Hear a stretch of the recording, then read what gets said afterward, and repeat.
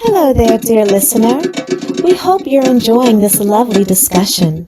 If you're not already aware, this show is part of a podcast network called KWAZ Radio. A Pan-African Nationalist and Garveyite network comes to showcasing the rich and varied thoughts of African people. We have an exciting lineup of shows that we think you'll enjoy, including the Bitter Medicine Podcast. I think black people require too much buy-in. Like, we constantly have to sell black people on things that are beneficial to black people. The Pro-Black Perspective Podcast. I'm fearful that our people are not really studying how to get ahead, And we're kind of, continually staying behind. The Harsh Reality Podcast. It really don't matter. I think people so dumbed down, it wouldn't matter what you reveal to them. They still are in the matrix. They're in the simulation. They're going to keep doing what they did. They lemmings. So it really don't matter. The Learning Curve Podcast. Sexual access has never given you economic empowerment. The only person who has ever been economically empowered by a sexual relationship is the wasp and his woman. The Cathedral Cheek Show. When we start rising up to fight for our own, I guarantee you they'll stop doing what they're doing. I guarantee you they would have let their brother go. They was waiting to see what black folks was going to do. Brother Bakari Podcast. Black people love to claim folks that hate them, right? They're a slave master, and they are ashamed of who they really are. The Forecast Radio. Like, if you pray to the same deity as, like, your enemy, and that God blesses your enemy more than you may want to reconsider who you're praying to, And Tanzan, African Mind. Africans generally are welcoming of everyone. Sometimes, to my consternation, I think that they should be less, welcoming. If you love our podcast network, we would be grateful if you could rate and review us on Apple Podcasts. Follow us on social media, like and subscribe to our YouTube channel, and check out our website at www.kwazradio.com for more information. Thank you for tuning in. And now, back to the program. All right. Peace, family. We're gonna do something different. I know Brother Bakari's out in the chat. Brother Bakari is always telling me, "Hey, put that link in the chat." So I started off links in the chat. Okay, links in the chat. Matter of fact, I'm gonna put it in the regular chat too. But the links already. Oh wait, I just put the wrong damn. I done put the wrong damn link. Hold up a second. We got. Hold up a second. I got some rando. Shit. I got some. Look like I got some trolls in the chat though. One's called Redneck Gaming. One's called Lao Lu. So I don't know about that, but I don't know about that right there. But like that doesn't sound right, man. Just go correct at least. Try to fool me or some shit. So the chat's open. But I don't know about being open for a bunch of honkies. That ain't it. But that ain't the time. That ain't the speed. But either way, I want y'all to, for those of you who ain't honkies, you can come through, hit the link. Let me see if I can find a better link. I'm going to put it in the chat. But here's what it is, though, right now, right? We have to come to terms. This is black masculinity. And, I don't even want to just say it's only black masculinity because there's a lot of dead white masculinity, too. Okay? There's a lot of dead white masculinity, too. And that's the thing that I picked up here on the continent. That's one of the things that Africa does for you. Because I tell people, man, you got to go to Africa. They're like, man, I don't got to go to Africa, man. I already know all this shit. It's like, yeah, you know everything, but how you living, man? Are you living as a black man? You know what I mean? Like, are you living as a black man? Are you living as the top dog, the patriarch, the that dude? You know, that mofo. Are you him when you in the West? And the thing is this: the West normally does not make you him. Okay, the West normally doesn't make you him, but when you go to the continent, you are him. You know what I'm saying? Like I'm in the continent, right? Now I gotta talk about my early days because you know I'm married now, but I'm in the continent, man, and I'm telling you, man, people be throwing themselves at you. You know, dudes want your number. Dudes want your number. Sisters want your number. Why they want your number? I don't know. I mean, I know, right? But people want your number in order that they can connect with a real man. You know? Y'all hear this? Some Chinese mofos. Let me see if I could just hit the deny button. They just joining, not joining, joining, not joining. So I guess the whole leave your chat open was probably a bad idea. Somebody else, yeah. So this is it's probably a bad idea. But anyway, maybe it's the title that's a bad idea. But what I'm gonna say is this, though. You know, what we gotta realize is. Maybe I might have to just turn this thing off because ain't nobody really joining anyway. It's just some white folk who want to troll a brother. Let me see. Hold on a second. You can't even catch these motherfuckers. I gotta show y'all this, man. Hold on a second. Let me show y'all this. It's a little wild, low key.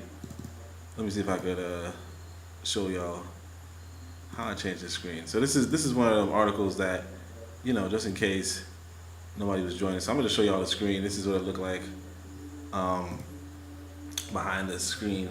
And you probably see some white folk just joining, closing. But what I'm saying is this, though. You know, the thing that happens here on the continent is that you can be him. Okay? You can be him. And the thing is this, that when you're in America, you're not him. Now, I'm not saying that, you know, there aren't some dudes who, you know, can flex like they him. Or there aren't some dudes that might be him. But generally speaking, right? Okay, I think I got some black folk. Now, we gotta be cautious, right? Because, you know, well, let me admit these bros. What's good, fam? Oh, sorry. What's good, fam? What's going on? What's up? I'm good. Come again? Did you hear me? Yeah, I can hear you. What's up? Oh, this Kobe. Yeah, what's up? Yeah. Oh, okay. Black critique. All right, good. Lester. Who's Lester? I don't know who that is. I don't know who that is. Lester. Hey man, this damn thing. I don't like this thing. You put my real name up here, bro. Hey, Lester. I'm telling you, man, these white people was trolling me, man. I was like, hold up a second. No, I'm not talking about that. I'm talking about your thing won't let me put my name up here, man. Okay. It won't let me put my name, man. Brother McCarty, man, it's okay if your name is Lester, man. It's all right. My real name, man. I mean, you know, it is what it is. You know, I'm gonna go and come back. I'm gonna come back. Nah, you Lester now. I mean, you ain't gonna change. You think you gonna leave the room and turn to somebody else? You Lester now, like, you know what I'm saying? But he's talking about I'm gonna go back, like it's gonna change anything. We all know who he is now. All right, but anyway, what was I saying though? Yeah. So I'm telling you, man. Oh, so wait, yo, Kofi. Oh, you been to Africa, right? No, not yet. Oh man. No, not yet. Planning to. Not yet. I have a lot of always meet a lot of Nigerians that want me to to go with them. I haven't taken them on the offer yet, but planning to. Oh yeah, yeah, man. Look, man. Yeah. It's probably the best thing on the planet, man. I mean, it is the best thing on the planet, literally. But like, yeah, man, the continent. Because I'm telling you, man, that there's the demasculation in America. But hold on, that's I don't want to cut you. That's one of the things I want to talk about. That's what we talking I think about. we need to talk about. Yeah, but what is masculinity? Exactly. So once we have an understanding of what masculinity is from the West, you know what I'm saying, and then we can have how to understand what masculinity is will be on the continent. Exactly. Yeah, that's the point. You know what? You want to wait for I want to say Lester. Lester. I don't know why brother came in like that. Well, you want to wait for brother Bakari? Before we jump into that, I mean, huh? It's up to you, man. It's your show. Oh yeah, true. Yeah, because I mean, cause I know I'm gonna have to repeat myself as soon as you show up. I actually had, because my thing is this. I'll put it this way. In fact, a long time ago, I wrote an article about this very topic, and I'm telling you, I never went to Africa before I wrote that article. So it was coming from well, this is what black men would do if okay, brother Bakari here. If we were on that time. So I'm even thinking that I might just want to read that article again.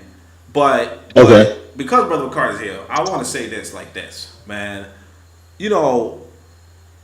Like, here's the thing about the difference between the West and Africa, really. And I'm not saying it's a universal in Africa, but you could more assert this.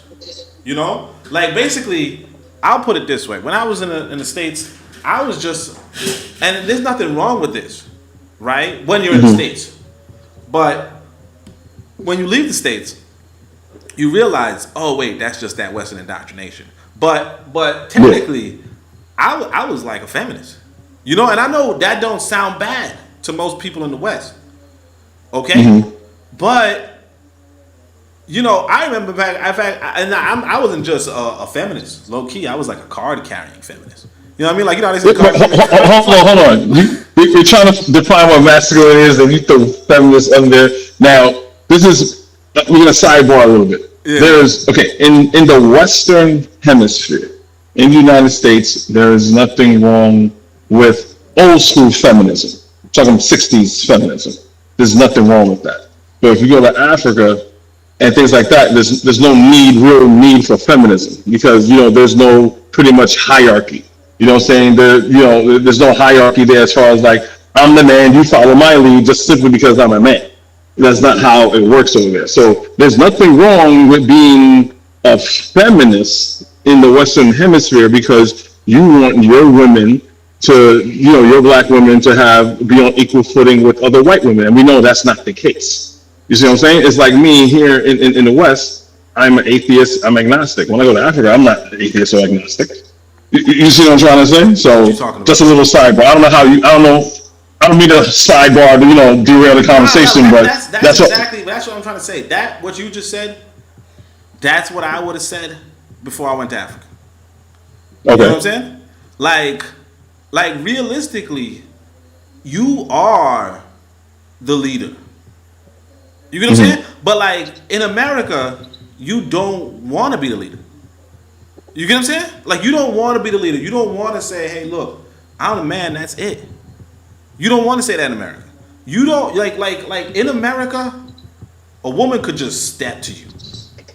And like that's normal. That's not unusual. You know what I mean? Like if you see a woman and a man in an argument and a woman's yelling down the man, you're gonna be like, okay, I remember I was in America when I even said this, man. I was like, if you see something like that, you're like, what did the man do? You know what I mean? Okay. You're not like, what is wrong with this lady? You kind of like, what did he do?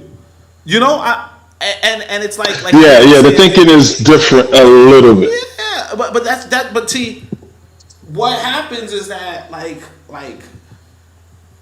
and I think a part of it is our economics, You know, I think a lot of things go down to economics, but a part of it is that, you know, in Africa, like what's the expectation on me right now is like you got to be the provider. You get what I'm saying?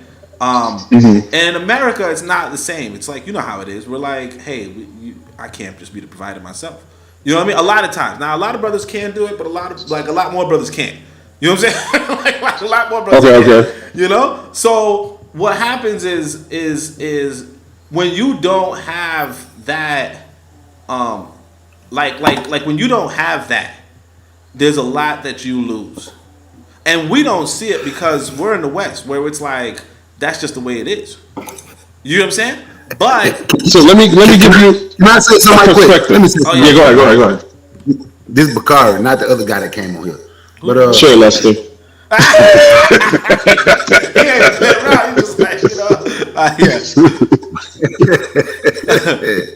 But anyway, right? You said, what is masculinity? Or is it? Let me tell you what I call masculine. Right now, at this moment, in this wretched place called the United States of America, being a masculine black man is being ready to step to this damn beast. Being a masculine black man was to understand that we finna face the Klan and the Nazi, and not to side with them, but to side with them and make excuses shows your feminine side.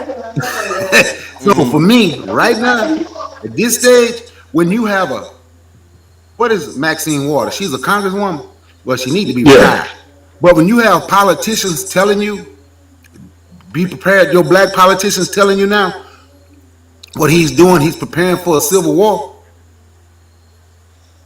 To be a black masculine man in this damn country right now is to know your role. Protect, provide, love. You understand what I'm saying? Protect, provide. Well, Maxine Waters said that to get ready? Yeah, no, then she gonna say this shit. But remember what Dr. King told us, be nonviolent. So they gonna be civil war and we gonna be getting shot down. But listening to her. But she said they're preparing for civil war. Yes, she did. You can look it up while we on it. And she's on the inside, so you gotta heed her warning. She said they prepared. That's the thing, though. So all these people that chose the Klan, that chose the Nazis, that was against me, that was against Kobe. All them, as scared of them bastards are they ready? The answer to that question gonna be no. So to show your masculinity right now in America, and what people call the West, got to be ready to step to these folks. You know, and look, I don't like this guy, Neely Fuller Jr. But even he was saying this. He said, look, if we were men, okay, when the white man said he's going to meet us at so-and-so, no, when the white man said he's going to come to our neighborhood, we tell him, no, you're going to meet us halfway. You know what I mean? Like, we're going to organize to a point where instead of him meeting us where we at, we're going to meet him in the middle. But he's like, we don't do that shit. You went out for a second. You went out for a second. For real? Well, I heard you. That's you, Brother Bakari. I heard him. Like, what? He was talking about Neely Fuller. Yeah. I heard him say Neely Fuller, and he said meet halfway, and after halfway he went out. Hey, look, man, I got the best cheap internet in the world. Go ahead. Yeah, I feel you. I you know, my internet cheap too, but I mean whatever. But like, that's the thing about you know, if we really talk about America, it's like you're not gonna find a lot of brothers meeting this white boy halfway. If we being honest, because I remember this sister, I used to, you know, there was this one sister who was really nice to me when I started off my website and stuff like that, right? And what she was saying was that she one time heard these like she was somewhere, I don't know, and then you hear somebody, like you hear a black youth like getting his ass kicked, okay, like, you know, like he's getting whipped or some shit, I don't know, but it's from the police, and these old heads, instead of doing anything, they just laughed, and she was like, the reason why they laughing is to you know, because they knew they couldn't do shit, but like that. You know, that image stuck with her because she's like, you know, that young black boy, he ain't gonna be about the community. And then another thing about that too is that like when you know, I think Brother Koku talks about this sometimes, right? But he's like, a lot of black folk, a lot of black like people, older, right, are afraid of the younger generation. Or maybe Brother McCarthy say that, right? But it's like a lot. No, that's true. Yeah, that's true. Afraid of the younger gen, afraid of the kids, and you see that kind of I'm afraid of the kids. You don't got that in Africa. You don't have that in Africa. So it's like like even this. I'll say this, man. I was on this other website. Now I sound like an American. I'm about to be like, I can't say this in front of my but brothers, kids, how we do. We be like, I can't say this shit in front of my wife. Like that shit that don't make no sense. But what I'm saying is this too. It's like, yeah, a lot of us, especially in the West, and I'm not excluding myself here. We afraid of talking shit in front of our ladies. We afraid of the repercussions of our decisions. Like a lot of it. We're afraid of the kids. We're afraid of our wives. We allow our women to be. Well, I don't know about that part. Look. This is not just black folk. Like white folk. White folk be like they have the most effed up marriages. Like if you want to find a white comedian, you just listen to him 2 seconds and he's talking about how bad his marriage is. You know what I mean? And all laughing that's true. Because they like, oh man, I got you, man. Yeah. White folk, and the thing is that black folk copying the same shit. So, there's the Key and Peele. The thing I'm thinking about is the Key and Peele skit where they, they want to call it, I think they want to use the B word or something, so they looking around and they're trying to, sneak behind the lady's back in order to use the B word. But like, yeah. They got the one. You ever saw the one? You ever saw the one where he's like saying how marriage is wonderful? His wife is there. It's the best thing in the world. Then he opens the door for his wife, and he closes the door. Don't get married. This is the worst thing in the world. Yeah. As he's walking to his car, he opens the door. Hi, honey, how you doing? He just kisses her. Yeah, man. Look, that right there. That behavior. Tony, let me ask you a question. So are you saying? Because I ain't worried about the other folks, right? Because actually, some other folks kind of know how they women, whatever. See, we don't do. We respect, love, provide, and protect. So are you saying black people have gone through? Black men has gone through. Black men in America, in the West, whatever the hell y'all want to call it, has gone through a psychological castration? Of course. It's like it's evident, man. It's like I'm not gonna say everybody because we got brothers like y'all, but like let's be for real. Y'all is the minority of the minority. You know what I'm saying? like y'all. I'm gonna tell you something like this. Let me ask you a question. Yeah. I don't mean to cut you off because this is your live. I apologize. Nah, it's all good. Well, you been telling your way to another thing. But anyway, right? How can we do something and be prepared if we don't stay in touch with one another, other than on YouTube? How you gonna get prepared if you ain't staying in touch? That's what I'm saying though. That's exactly. How can you have a true military? The only time we talk or see each other is on social media. And that's it. You can't. And look. I've asked several times. Let's do a meet and greet. We need to meet and greet. We need to share enough. I said it a humpteen dozen times. A humpteen dozen. You might not know how many that is, but that's a whole lot in country. Like a humpteen. I've said it a humpteen dozen times. I told you I ain't driving there. I'll fly out. I ain't driving all the way to South Carolina. As long as you get there. Look, I'm gonna say this though. Because I used to be inside of Kofi. I don't know if you know Ultimatics. No. Okay, yeah. Back in the day, this dude was like the black organizer in New York City. Okay, and he was like at some point he slowed down the whole organization because he was remembering what his elders said, and his elders said, one of his elders said, "Man, if we had 100 black men, we could take over New York City. All we need is 100 black men and we could take over New York City." And the other elders said to him, "Man, there ain't 100 black men in New York City." You know what I mean? And at the time, when I was there, I was a young buck back then. I was like my 20s. It went over your head. Yeah, I was like, yeah, man, blah, blah, blah. But like, if we being real, man, it's like you probably can't count 100 black men. Like, if we being honest, like there are black males. You know what I'm saying? But like, True. I if get we you. talking about black men, you're not gonna find, because a lot of us are like because even though Brother Bakari said he ain't worried about other people, what I want to say is that in the West, because I'm telling you, I went to Brother Bakari gonna be mad at me for this, but I went to HWCU, historically white college, and and what happened, man, is that when you're in a historically white college, you're surrounded by white folk teaching white folk white things. Okay, so it ain't oh man, this is what we gotta tell them black folk. This is what we telling ourselves, and these white folk were telling themselves, we cutting back on masculinity. You understand? They telling themselves that once upon a time, if there was somebody was like, let's say somebody beating up your sister, okay, or somebody beating up your sister, your father, your brothers go and handle that. But now, if I remember back in the day, you ain't even mess with a chick that's talking crazy because she got like 5 brothers. Yo, she got 5 brothers, man. Yeah, exactly. So be ready for that. I'm talking about white folk right here. White folk saying we used to go handle that, but now what we do is we call the police.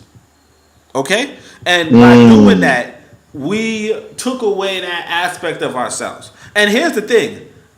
Let's be real. You beat your child in America, you beat whomever else, whatever, but you do certain things, certain acts of violence, right? In the West, you could go to prison. Because the white boy is going to tell you, no, you ain't the man, I'm the man. And I'm not saying the white boy, I'm saying the judiciary system. And of course, look, when we in the West, we's like, that's okay. You know what I mean? Yeah. And I'm being honest with y'all, right? I consume some white media once in a while. Oh, I listen to white folk. I go on Reddit. Well, you gotta know what your enemy is thinking and doing. Yeah. Here's what it is, though. You know what I told the white boy when they gonna tell me that about my kids? You know what I told him? What'd you tell him? I'm the man of my house. You don't know who sit to my house, but I'm the man of my damn house. Mm-hmm. No, I know exactly. But here's the thing. You got a problem with what I'm doing, you're going to have to deal with me. And here's the thing. If some woman, if you're dealing with a woman, the wrong woman, and a lot of brothers dealing with the wrong woman, but you're dealing with the wrong woman, she could put you in prison for that. You understand? Okay. And I got you. But watch this, right? Okay, they can't. Okay, let's say. But they can't do it here in Africa. I'll tell you that. But yeah. But I'm gonna tell you something. There's things that we let. Let me ask you a question. Say you out with your daughter, 15 years old, and you letting her dropping her off. She going to the fair with her friend, and in that process, you hear a cop tell your daughter, "Get your effing ass back on the floor. I throw your effing ass away from over here." What do you do? See, that's what I'm saying. I know what you did. No, I'm saying, what do you do? No, that's what would you do? Tell you. So let me show you what I did. I'm gonna tell you what I did. I got my daughter's hand and walked back to the cop. And I say, cuss my daughter again. I'll put a bullet between your effing eye. I say, all y'all cops might get me, but cuss my daughter again. Exactly. I'm the man. Exactly. That's why I said, I'm not saying there are no black men. But what you did is rare.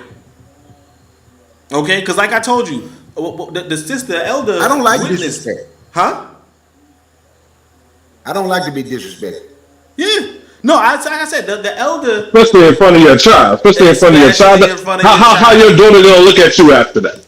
If you don't say nothing. And that's what a lot of black folk, they see their parents kowtowing to the other people. You know, I remember when I was in elementary school, they was telling us stories of how black folk would beat their black kid if they black kid stood up to a white person. And we all understood why. We were like, oh, okay, because if that white person were to, get harmed, then they'll be worse than the beating. But that right there is a part of the process of that demasculization. And here's the thing, matter of fact, there's this article online. It's about Bigger Thomas. I finally read, it was a good article that made me want to read Native Son. So Native Son is a book from, I think, Richard Wright. It's a pretty cool book, right? But basically, the premise is you're going to write about Bigger Thomas, and Bigger Thomas, at the time they were like, oh, that's like Malcolm X, like this is Malcolm X before it was Malcolm X, right? But Bigger Thomas was basically it's like a trope where it's like there's segregation going on. But some black men were like, I ain't doing this. I ain't listening to your shit. I ain't following your shit. I'm doing whatever I want. And then they kill that black man. You get what I'm saying? But basically there is that aspect, And I mean, there's a series. Matter of fact, I didn't watch it because I don't want to watch that shit. But there's a series called like Kill the Brute or something like that. And it's basically. Oh, I love that. It's a good documentary. I think it's on. Shit, I think it's on Amazon. Yeah, I think so. It's called Kill All the Brutes. Yeah, Kill All the Brutes. And the premise is, hey, you know what? There are exceptions to the rule. But the reason why but they're targeting that brute. They're targeting that black man. Because when they're targeting even I don't want to say white man because that sounds weird, but you know what I'm saying. But they targeting whoever can't be controlled, and we're gonna go back to what Brother Bakari said earlier about what the sister was saying, right? The reality is this: when I was saying I was consuming white media, look, a lot of times white folk will privately or publicly say, oh yeah, like violence is bad. Oh, you should never be violent. Yo, but why did this person assault this person, so on and so forth? And you realize that is that whole premise of violence is bad, violence is bad, violence is bad. That's to, for lack of a better word, cuckold you. Okay? I mean, I probably shouldn't have used that word, but but you get what I'm saying. That is to demasculinize you because realistically speaking, right? And I know, and this is the thing that people don't want to hear, but some people understand. In fact, I'll put it this way: governments understand that violence is a way to solve problems. You understand? It's also a weapon of intimidation, like exactly. Because if we're keeping it black, because there's a reason why they did all these horrific things in front of black people. Exactly. There's a reason why they left you hung from a tree for days and have your body rot. And then so you could be an example. But were you violent? And here's the thing too. This is the most important thing right here. You know what? Black folk were violent. Okay? Black folk, even like I was reading this book, because sometimes that's why I say books is like the best thing on the planet. Books are amazing because you actually get to know the truth when you read a book. But I was reading this Blake or the Huts of America, right? That's Martin Delaney's novel. Oh, you read that one? No. That one's goated. It's one of my favorite fiction novels. In fact, I think I got to get a copy for my son. But here's the thing. The only thing I don't like about it is that it's about slavery. But either way, you look through the notes, right? And the notes are like, because Martin Delaney was a free black man during slavery. Okay, so he's going from plantation to plantation. He's traveling to Cuba. He's doing all sorts of shit, right? But he's traveling to Africa. As a matter of fact, this brother was on it, man. But here's the thing about him, right? He says, inside of his little fiction story, he's writing about, what was going on in the plantations. And then somebody, like the historian that was annotated the book, puts in the annotations that, black folk used to, like during slavery, black folk used to hang out at night and harass white folk, passing by, and they had knives and shit. And you saying to yourself, that don't sound nothing like what they told us our ancestors were. Yeah, and like that doesn't even sound right. So what, they were just passive they were just passive at night, like, okay, it's nighttime, the sun is down. Y'all niggas are free to do whatever you want like it's a Sunday. That like, don't sound like nothing to us. But here's the thing, it's recorded. You see what I'm saying? So it's like and that just tells me, hey, look, if this is recorded and we don't know about it, they gave us a narrative. Wouldn't that be the exception to the rule, though? I mean, look, I'm not saying we was free. I mean, we know we wasn't free, but But the thing is that we never, like, what we heard about our ancestors, or what black folk usually hear about our ancestors is, oh, we ain't do nothing, we blah blah blah. To know that black folk back then were black folk back then is enlightening. I almost feel like bringing up that quote, just to show y'all what I'm talking about. But you guys talk. I'm gonna see if I can find that because. No, I mean that's good, but see that's why I don't look at slave movies. Like if you're gonna put something about slavery, put something out like the Django. But most of the movies they put 13 years of slave movie here. This book right everything here, they had. This book right here. This is because basically Martin Delaney. He was him. Okay, but Martin Delaney, he was talking about like basically there was that book before him, Uncle Tom's Cabin. So he was like Uncle Tom's Cabin, but I was read by a white woman exactly. He was that like, experienced slavery. Exactly. He was like, I ain't with this. So what I'm gonna do is I'm gonna write a book about black folk on a plantation planning a revolution. You got to name your book when you say you're gonna write the book, man. Tell your book. No, I'm talking about Martin Delaney right now. Martin Delaney wrote Blake's of the Huts of America, and he's talking about, like, he wrote during slavery. How... So he's doing... That was historical fiction that he was doing. Yeah, like Alexander. But the person annotated it to, like, basically, he's like he was him. You get what I'm saying? So he was writing about real stuff, but, like, historical fiction. I mean, we gotta, a lot of people don't. I mean, I think all of us know this, but Martin Delaney was the first black colonel in the United States. So he was talking about, oh yeah, we're gonna go back to Africa, and then he saw, because he was like, slavery, how you gonna beat it? And then he saw the opportunity, and he mobilized black men to fight for our freedom. And here's the thing, he told us back then, he said, look, if you don't keep at least 10,000 armed black men, you're going to lose all your shit. He said that. Yeah. And yeah, but the odds are against us. The odds are against us. So he said it during, no, he said it right after the war. Like, this dude was not like I'm a quote. This is a real quote from Frederick Douglass. Frederick Douglass said, "I'm a man, but Martin Delaney is a black man." You know what I'm saying? Oh, really? Like there's levels to it. There's grades to it, and yeah, man. Like I can't disrespect. I'm repeating myself, but I can't disrespect Martin Delaney. Like that was a black man, but you don't have men like that anymore. Because like what Brother Bakari just said about, hey man, how we gonna do this if we only do it online?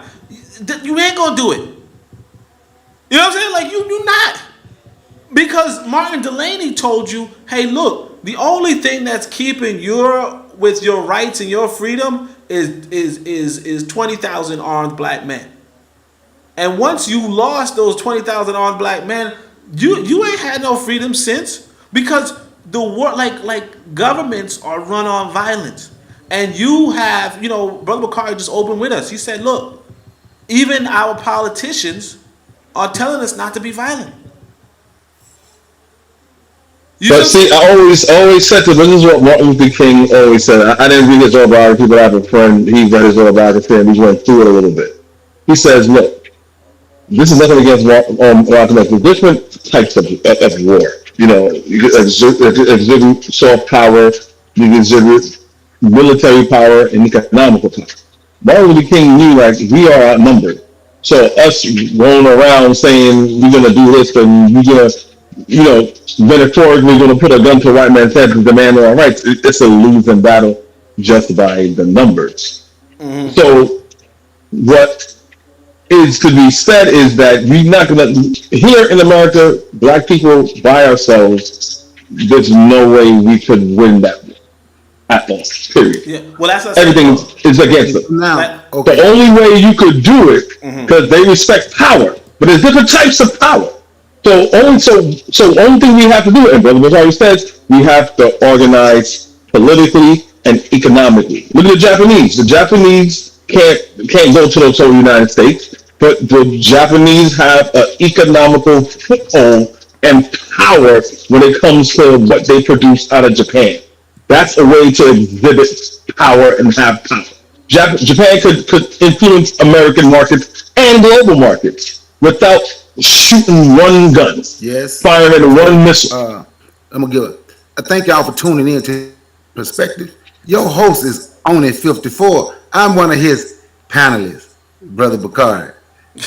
Kofi, the Black Critic. And if anyone else wanted to be a guest on the panel, the link is in the chat. I thank y'all for tuning in to the Pro-Black Perspective. While y'all in the room, make sure y'all wipe y'all damn feet, smash that damn like button, and share the damn live. Now back to the show. I had to give you a commercial break on it. Oh yeah. I didn't even know I had a commercial break, but yeah, I appreciate it, bro. But what you're saying right about even they are telling us not to be violent. Mm-hmm. And I hate when people use Martin Luther King and use him wrong. This is what I ask people. Have you ever heard anybody? Have y'all heard of the book, This Nonviolent Stuff Will Get You Killed? Have y'all heard that book before? Yeah, I heard of it. Do you know what it's about? Shit, nonviolent shit's about to get you killed, man. You gotta be that violent. You know, I think you told me about it, but I mean, I read Negroes with Guns and that kind of stuff too. But I know about that book, but see, like it's like let me tell you why I mentioned it. Okay. Let me tell you why I mentioned it. When I say they use Martin Luther King wrong, that quote, they named the book after Martin Luther King quote. Because when they went in Martin Luther King house to do an interview for the book, they set on guns inside of Martin Luther King house.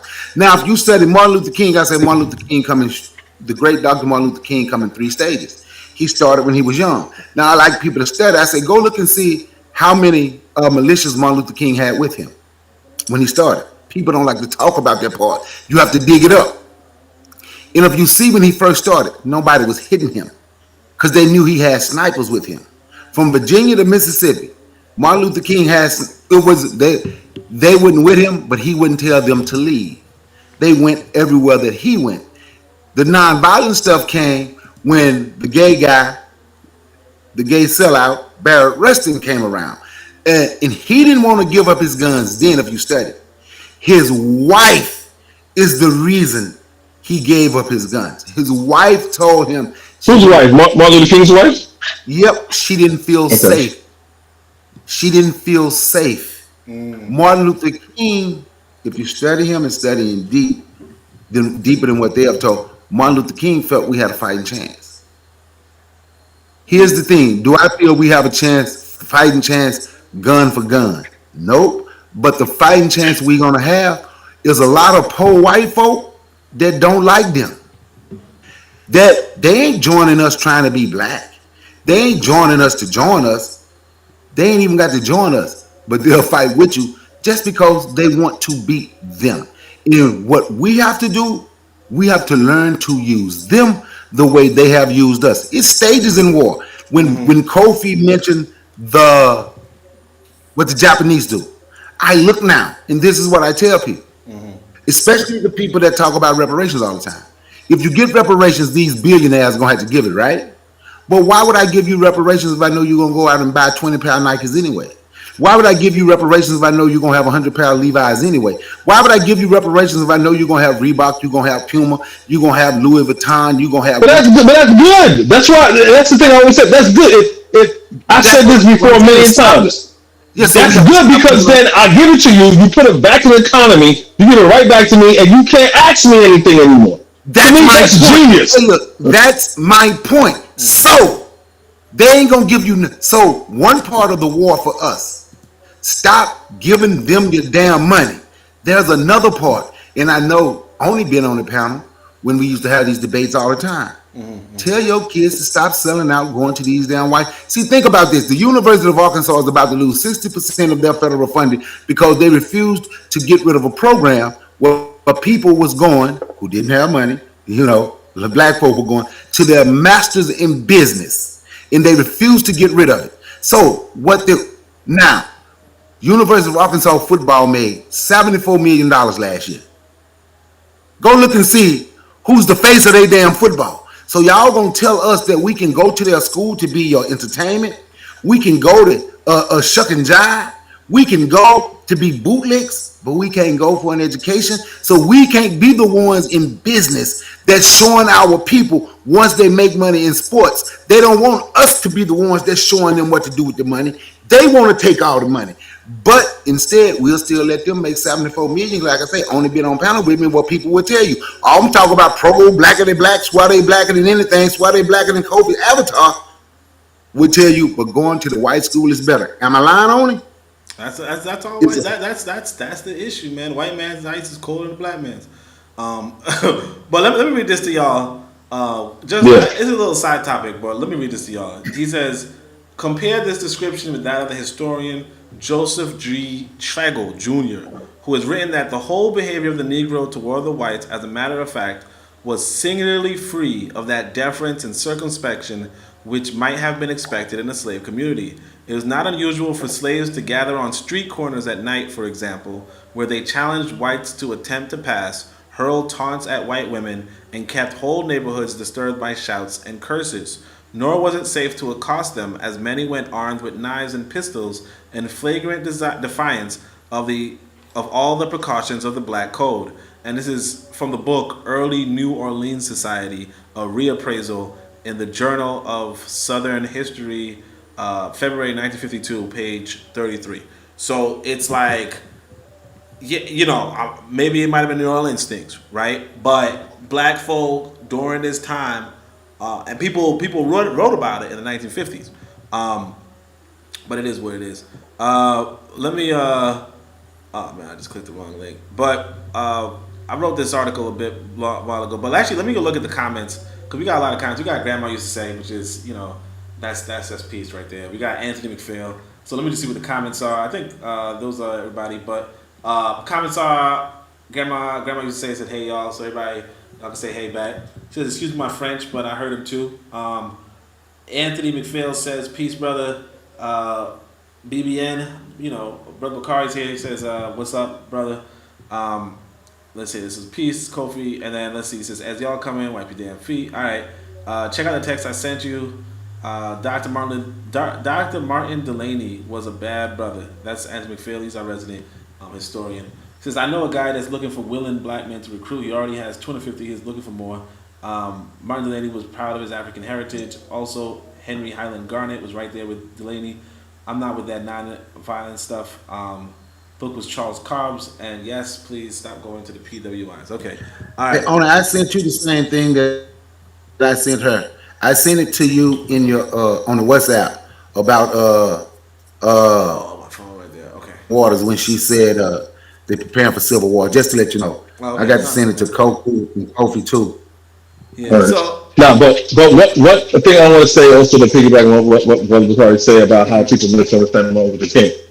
It is true. They always talk about the speech, the March on Washington and the speech that he did. And I even tell my kids, every year, they always push Martin Luther King non-violent, but they never push saying that he's integrating his people in the burning building. They never showed an interview of him saying, hey, look, I really mistaken the challenge of turning the hearts and minds of America. It's a lot more difficult than what I expected. So the whole base of Martin Luther King of integration is basically black people having opportunity to, it's like a taxation without representation. It's because of having equal rights with taxpayers and economics. So because we all know at the end that's what he wanted, but the mass media pushes turn the other cheek because that suits them. You know what I'm saying? That suits them. That keeps you passive. That keeps you docile. And if people don't understand, I think we do, but people don't understand that white people knows our history. And when they read the things that they have done to us, there's like, why aren't y'all even more mad? I even hear like back in the days, on these social media boards and stuff like that, they say, yo, if I was black, I would kill a whole bunch of crackers.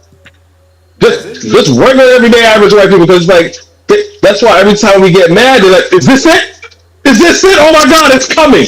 Because we have done nothing to retribution. Raise what? Exactly. That's what they're waiting for. Like, this is low. It's like the big one in California. There's supposed to be a big earthquake in California. It's not happening. Everyone's like, is this it? Is this it? So when you have Eric Garner happening, George Floyd, they're like, I think this is it. Because they know this. That's what I'm trying. Like we don't see it, but we've been demasculinized on a general stage. Like I said, they are brothers. They are brothers. I ain't gonna like they are brothers, but on a general stage, most 99% of black men or black people, black males in America, like you can't call them men. You know? In fact, I'm gonna start off with this quote.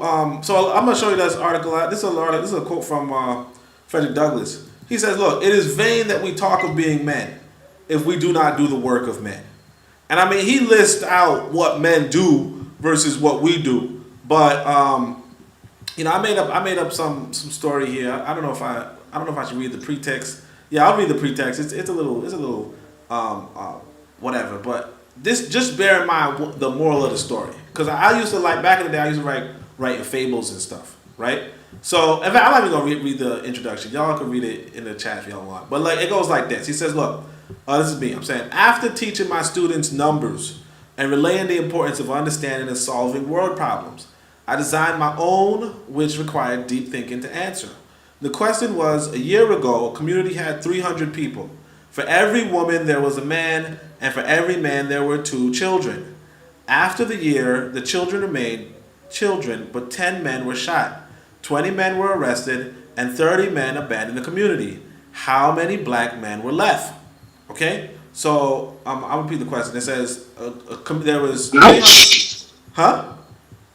No, I said, ouch, that's some Black History, man. I said 300 people in the community. For every woman, there was a man, and for every man, there was 2 children.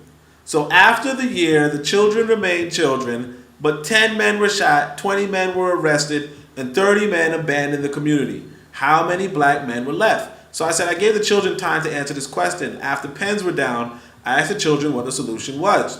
My proudest student sought my acknowledgement, and when granted it, he announced with pride 15. I asked him to explain. So he shared, if there were 300 people and there were 2 children for every woman and 1 man for every woman, then women made up 1/4 of the people, and so did men. Therefore, there were 75 black men in the community. And it becomes simple subtraction from here. 75 black men minus 10 gun victims minus 20 arrest victims and minus 30 men who abandoned leaves 75 minus 60, or 15. Okay? He smiled and looked around for support. A young lady showed him a thumbs up. I asked who in the classroom agreed, and seeing the majority, I asked who disagreed to stand up. A handful stood. So I asked the first boy why he disagreed. He said, firstly, we don't know whether all of the men were black. The class nodded. Next, he remarked, how are we so sure that every black man who was shot passed away, or even that every black man who was shot wasn't also arrested or didn't also abandon the community? While I agree that there were at most 75 black men in the beginning, the only sure deduction we know about is those who abandoned the community, right? And so a young girl interrupted, well, we can't even know that, honestly. After all, one can be arrested and return to the community in a year. My brother did that. Also, one can abandon the community and change their mind. I've seen people do this often. I'd venture to say that 75 were the beginning count, or less than 75, but I don't think we can say how many black men were left definitively, for we can't say what the starting number was or the ending number. Interesting, I said to the class. Does everyone agree to this? Well, teach, as they call me, was this an all-black community? I said, that's a good question. And if it would help you, then you can say it was. So I say, and so in that case, the girl remarked, while we can say there were 75 black men in the beginning, it's impossible unless we know how the 3 deductions, if there are deductions, are mutually exclusive to determine the number after. If they are all mutually exclusive, then of course there are only 15 black men remaining. Is that right, Teach? I say, well, let me ask you guys, who here disagrees with that answer? Stand up. The class was entirely seated, but I did notice one boy who had an expression of doubt, confusion, and timidity. I called on him and said, you look as though you wish to stand. Stretch your legs and express yourself. So while the class was very well spoken and well reasoned, this boy was correct. He said, I think there were 0 black men left. I encouraged him to continue despite the snickers. He says, hear me out. If there was a black man in that community, would he have allowed 10 to be shot, 20 to be arrested, and 30 to abandon their families wholesale? I'd wager that despite there being 75 men and all 75 having black skin, not a one was a black man. And even if they were, he or they was among those taken out. I do not concede that the black man as a protector and provider was present in this community at any point, but I do wager that the destruction of the community would suggest that none were left.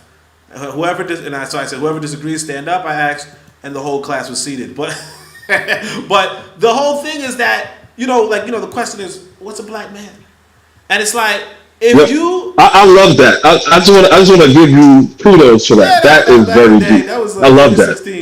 That was like 10 years ago. Shit. But anyway. But what I'm saying is this, though. Like, hey, you did that on... Yeah, 2016, man. I was a young boy, back in the day. Oh, that is very creative. That's deep. That's deep. I commend you for that. I applaud you. When you start calling all them numbers, 10 got killed, 20 got arrested, 30, something happened to 30 of them. Yeah. I like, way too many numbers. I'm just going to say 0. Yeah, right, exactly. That was 0, man. You got it, man. You was the kid back then, right? All right. Nah, but look. But that's the thing, though. It's like this. Like, you got to ask yourself how you got all these... Now, this back, this is 10 years ago. So, black man was getting shot, arrested and abandoned their families. But, how you letting that shit happen? Like, I'm going to tell y'all this, man. I was in Tanzania or whatever, right? And we was on the bus, on the highway, going from, I think it was in Mbeya to Dar es Salaam, okay? So we speeding down the highway, and we in a bus, a bunch of us, right? And there's another bus speeding down the highway the same way, right? Difference is the driver's reckless, almost knocked us, right? So what happened was these people chased down that bus, then they got out, and they started threatening to beat up this man on the streets for endangering all their lives. They gathered together. Yeah, like real life road rage. And my dumb ass was sitting down like, what are we doing? Why are we getting upset? We're all alive.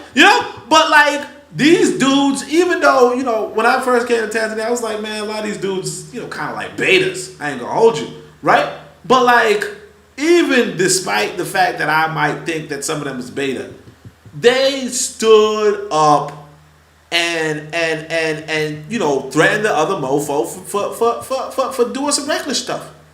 And that's the big difference. I'm telling you, man. So that's group accountability. I guess I want to call that mob justice, but let's call it group accountability. Man, look, but that's the thing, though. We know that there's mob justice here. I ain't never seen it. But we know if you stealing shit, you might get clobbered. You get what I'm saying? But yeah. And that's the thing, is that we don't have that. In the if you a youth and you I don't know, selling drugs and shooting folk, right? A lot of black men ain't gonna bother you. They know you selling drugs and shooting folk. They could know you doing that. They like, well, you ain't doing it to me. Yep. But look, we being real. Why? Yeah, what you say? You know why? A lot of black men don't say nothing. Why not? Why is that? One, they don't want to get their house shot up. Exactly. Two, they don't want nobody messing with their kids. But sometimes you got to look, because today it is a little different today, right? I'm not afraid of no one. Matter of fact, I don't know nobody. But a lot of times, ain't no man. A lot of times, we don't know how to talk to them. See, those the kind you can't go scream. Those the type you can't go screaming at and make them do something. Mm-hmm. That's the type you got to go there and talk to, and just hold a regular conversation with. Technically, but see, that's the thing, though. See, that's the thing. See, because I'll put it this way. I remember I saw this with my own two eyes, man. I think I was walking into like a corner store or something, right? And this dude nearly bumps into me. Okay?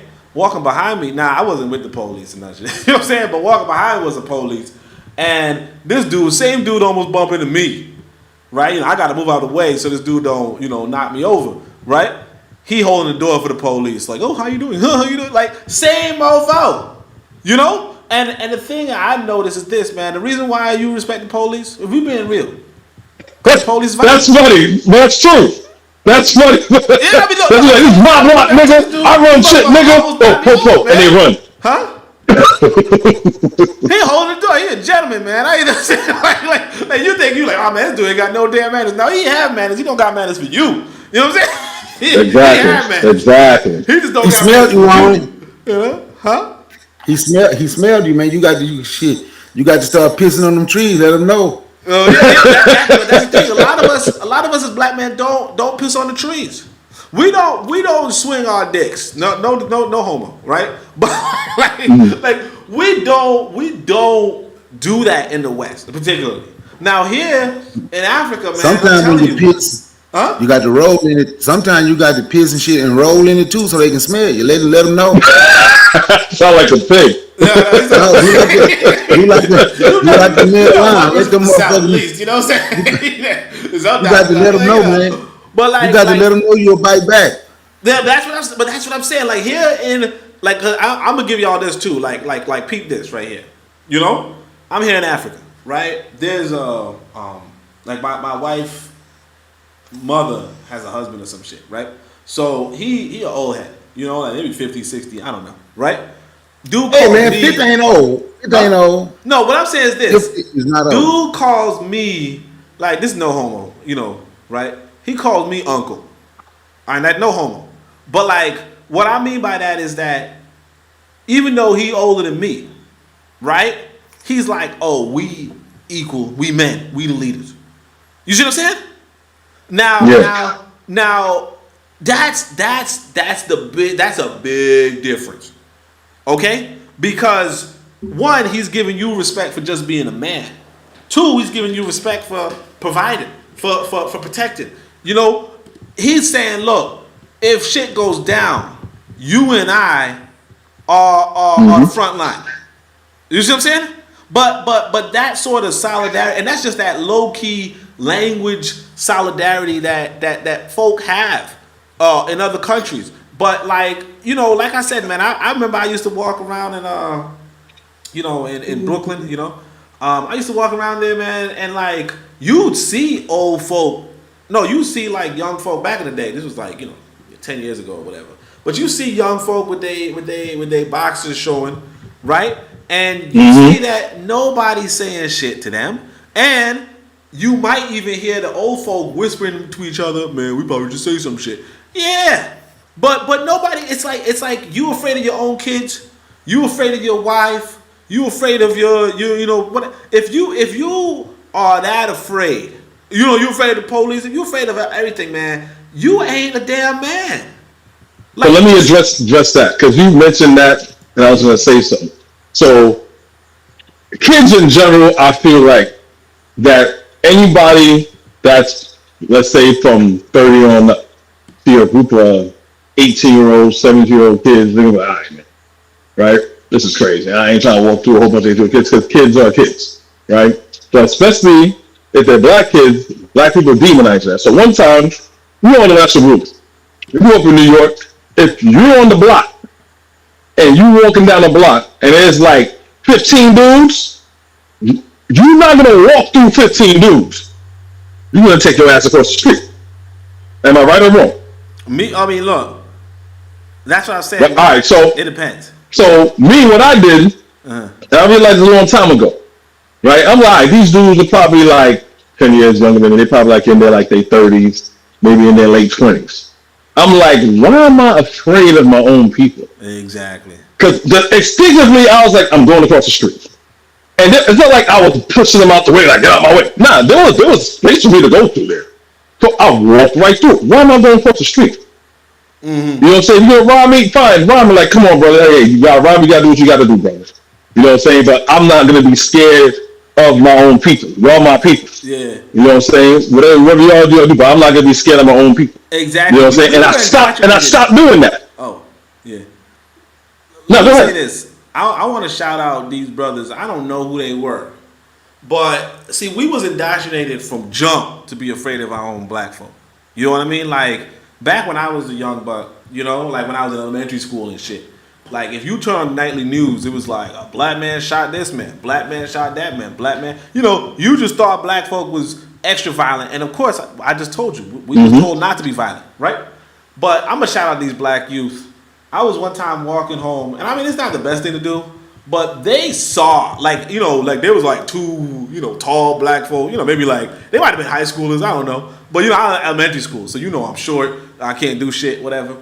So I'm walking to them and I'm kind of, on edge. And one of them goes, boo! I jumped and I'm like, but that part of what they did, like just to be like, man, look, I'm your older brother. They smelt the fear. They smelt fear. Exactly. They're like, yo, I'm your older brother. What are you afraid of, man? I'm you. I'm you in 5 years, man. What was you afraid of? Who you afraid of?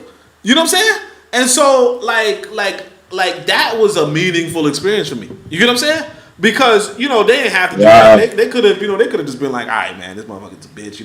They didn't even do they didn't even whatever. But they understood, the dynamic, that unspoken dynamic. Exactly. And so it was kind of like just, hey, man, we brothers. You know what I mean? Like we all in this. But again, like things change because here's the trouble, man. Like we know that black folk will be violent with our own. You know what I mean? Like we know that. We know that. But and I'm not saying you shouldn't be violent with your own. But here's the thing. If you only violent with your own, that's the problem. Because even when when Kofi was talking earlier about, hey man, we probably can't win against this white boy. You know what? Realistically, because like I said, I used to think that when I was in America. And I'm not saying that white folk don't got, what it takes to win. They do. But what I'm saying is this. A lot of folk, a lot of men don't say, I'm probably going to lose. Like, look at Brother Bakari. Brother Bakari think he could fight Mike Tyson. But like that's yeah, leave Lester alone. Leave Lester alone, man. You ain't gonna forget that. I would look. If you say think, I want you to understand something. I would beat Mike Tyson's ass. I just want you to understand that. You see? But that's what I'm saying. Now. Look. Forever. Look, when I was in New York, forever. When I was in New York, I would have been like, what the fuck are you talking about, man? But like, now, I was like, that's the kind of mindset you supposed to have. If you a man, like I just found this, I was on Instagram and somebody had this Jack Ma quote. Jack Ma is he was the founder of Alibaba. So it's like some big Chinese global site. And he's talking to like 17 of his friends trying to convince them to whatever. And he's like, yo, the Chinese are small right now. But we can be big. If you understand the markets and the Americans already have, hardware and so on and so on, but they're weak in software and we Chinese, we got innovation stuff. Like what I'm saying is that, Marcus Garvey said, if you have confidence in yourself, you've won the race in life. But if you don't have confidence, you are twice defeated. And the thing is that even if a man like, and I was telling this dude, I think earlier today, I was like, look, man, you gotta approach life with, I say confidence, competence, and being reliable. But what I'm saying is that you have to approach with confidence. If you, like I was telling this dude, I was like, look, man, because I'm bigger than him, right? But I say, look, if you think you can't win a fight against me, if you're not confident that you could beat me in a fight, you're not gonna beat me in a fight because your whole strategic. You're pulling your punches.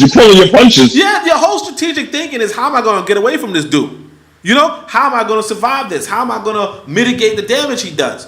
But if you think you can win a fight, you come into the fight with a strategy, right? You like, man, I'm gonna knock this motherfucker's balls in. You know what I'm saying? You know what I'm saying? I'm gonna bite him. I'm gonna bite him like Rihanna. Yeah, exactly. But like, here's the thing though. It's like if you don't have confidence, right? You're not gonna win. And so it's like when it comes to this white boy, like this white boy got some good military. But even Malcolm X told us, hey man, these Vietnamese people, they just had a bowl of rice and a knife, and they struck terror in the. They changed the game because they changed the game with guerrilla warfare. Yeah, exactly. They just got a bowl of rice, man. Like that's just like a bowl of rice and a fucking knife, man. That's it. But some bamboo sticks and some pits, and it's a wrap. Yeah, they believe they can win. Let me read Suspect Zero though. Suspect Zero says attributes that have been associated with masculinity historically are to protect, procreate, and provide. Along the way, black men have traded for pussy, possessions, and prosperity. This has to change. The mindset has to change because anything else will change. You are going to have to give up and or share some of your things to unite and join forces. Yeah. I mean, and that's the thing. It's like, yeah. I mean, look, man. I mean, that reminds me of this time, man. I was in. Where was I? I was in Brooklyn, obviously, right? But I was in Brooklyn. It was snowing, and this dude, he wanted to start his car, but there was like snow on the tire or some shit, right? And so what this dude is doing is he's daintily, trying to knock the snow off his tire with his foot, right? With his shoe, But his shoes, his shoes classy. You know what I'm saying? Like his shoes, expensive. So he's not trying to mess up his shoe. Meanwhile, he's holding his son or his daughter or some shit in the cold ass snow, just so that he don't mess up his shoes to get the stupid fucking ice off of the tire. Like that's what we call the black man. And we wonder why everything is falling apart.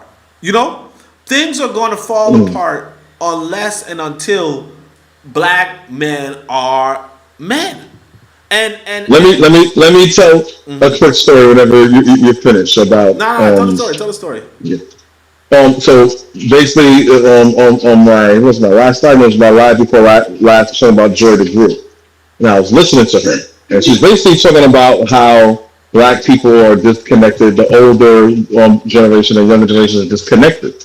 So she said her true story, that she usually jogs. I don't know if it was like during the morning or during the afternoon when kids are out.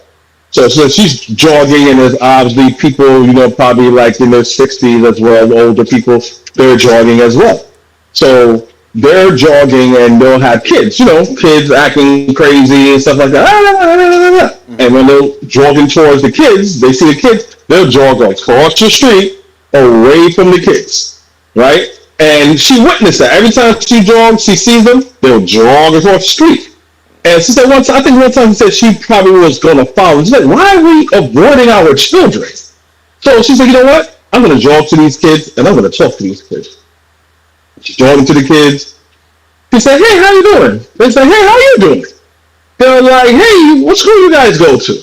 Oh, we go to this school. You know what you guys want to be when you grow up? Yes, I want to be this, and I want to be that, and I want to do this. I want to be a lawyer. I want to be a doctor. I want to be this. I want to be an astrophysicist. And they're just talking to her, right? And she's like, wow, we're perceiving these children as violent, as crazy, and all stuff.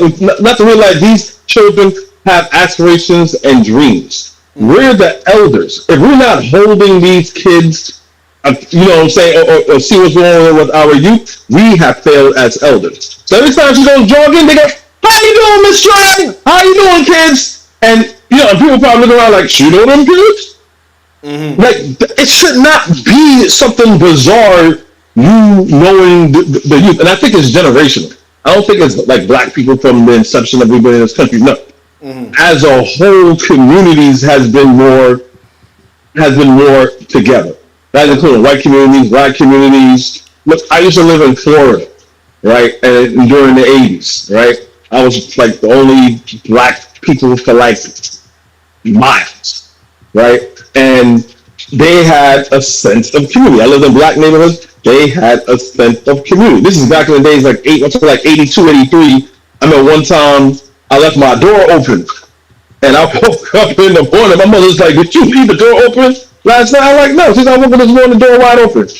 But we from New York, so we used to just, we think like all our stuff is going to be going. And they were like, my mother's name was, well, hey, Mary, your door was open. So, I don't know if you were going or something like that. I kind of closed it a little bit, but it was wide open. Everything all right? Yeah, everything's fine. Okay, just checking. Have a good day. You're like, God damn. Yeah, you know what I'm saying? But yeah. No, I mean, I know what you're saying. No, go ahead. Yeah, no, I know what you're saying. Like the thing about cultural change is that it's often slow, but it happened. You get what I'm saying? So like you know, like when I was young, man, we used to like homophobia was a thing. Okay, oh no, homophobia was not just a thing; it was the thing. You know what I mean? Like everybody was like, "Man, what you just said? What you said was just gay." You know what I mean? Like we was just outright with it.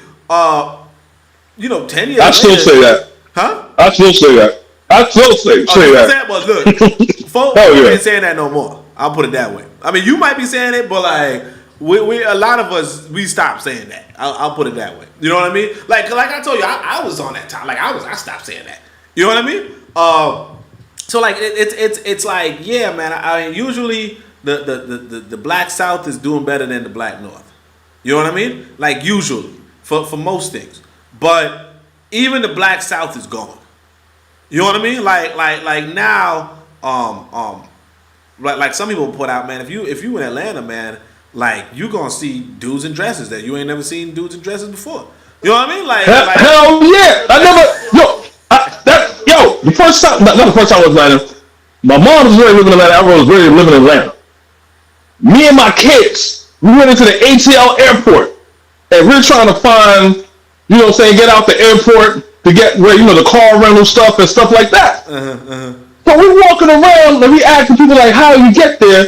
And I just saw this tall like person that, I don't know, probably from United or whatever. And I was like, excuse me, miss, we need some directions. Yo, it was a tall black dude with makeup on and razor bumps like crazy. I was like, yo, what the? And I'm screaming inside. And I'm like, what the hell? Wait, you still in New York? You in New York, right? Yeah. Huh? Yeah, but this is why I went to Atlanta. Because you married now, I guess. But if you go out in New York City, man, you ain't even gonna know who's her. You know what I'm saying?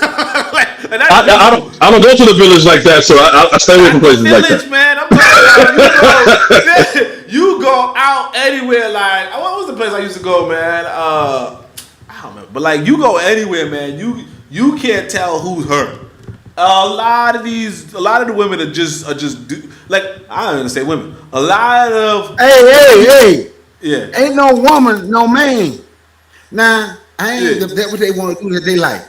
But you just said a lot of these women just mean. No. The man just mean. I was gonna say you just know. You just don't know. Like you just don't know. You know what I'm saying? like you can be talking to somebody. You looking for the Adam's apple, and I guess they know how to hide that. You know, Atlanta was crazy. You can't even look at that no more. On it, they know how. They got an operation. That apple, man. They was like, oh no, I'm gonna chew it. They can shade that now. Let me ask you a question, Cole. Let me ask you a question. Yeah. When you said, hey, miss, and turned around and found out it was a man, did you correct yourself? Like to him? What you mean correct myself? I was like, excuse me, sir, I'm sorry. I was just asking for directions. All I said was, thank you, whatever. And then my sons was like, Dad, like, what the hell? That's a guy. Dude, I'm like, it was like he just took Wesley Snipes with razor bumps and put on Stewart's outfit. Yeah. That's it. But he made no effort. Culture change. Our matron told us, she says, we were trained to see each other as threats. When you can be convinced to hate yourself, you can be convinced to hate everything that looks like you. And you know, exactly. That's what it is. And you know, Malcolm X told us, he said, who taught you to hate yourself? But that's, you know, and that's the thing that, you know, like I said, that's another thing that you don't see. Can I tell you something that was crazy about hating ourselves? Mm-hmm. This, and I don't mean to cut you off. I guess I did because I cut you off, but I apologize. Right. You meant it. This teller I'm pretty cool with was in the store. Me and her cool. She's a Haitian teller. Oh, yeah? But can you believe somebody that called themselves a Black American or FBA walked up to her and told her they can tell by her accent she's not from here. They're gonna see what they can do to get. She's gonna see what they can do to get Trump on her, get ICE on her. The fuck? Yeah. In front of you? Are you serious? Yeah. They said it in front of you? Did they consider themselves FBA or they were just a stupid black American? Wait, was that a woman or a man who said that? A woman told another black woman that. Wow.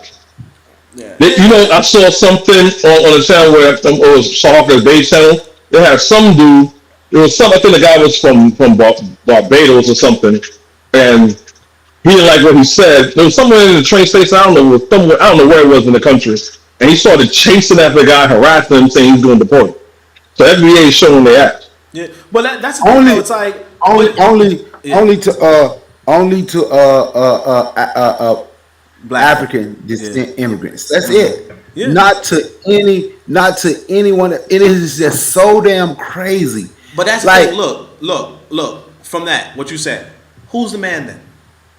Like, if you calling Trump or you calling a white man, who's the man in that mindset? See, because like I'll put it this way, I got 2 kids, right? All right, not whatever, right? But like, what I'm gonna say is this, one of them is the stepson, one of them is the son, right? And apparently, allegedly, my stepson, like if my son does some stupid shit, right?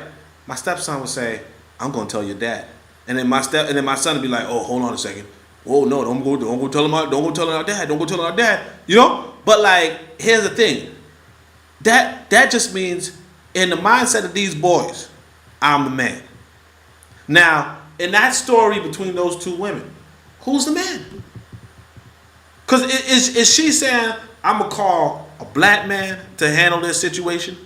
Or is she saying, I'm going to call a white man to handle this situation?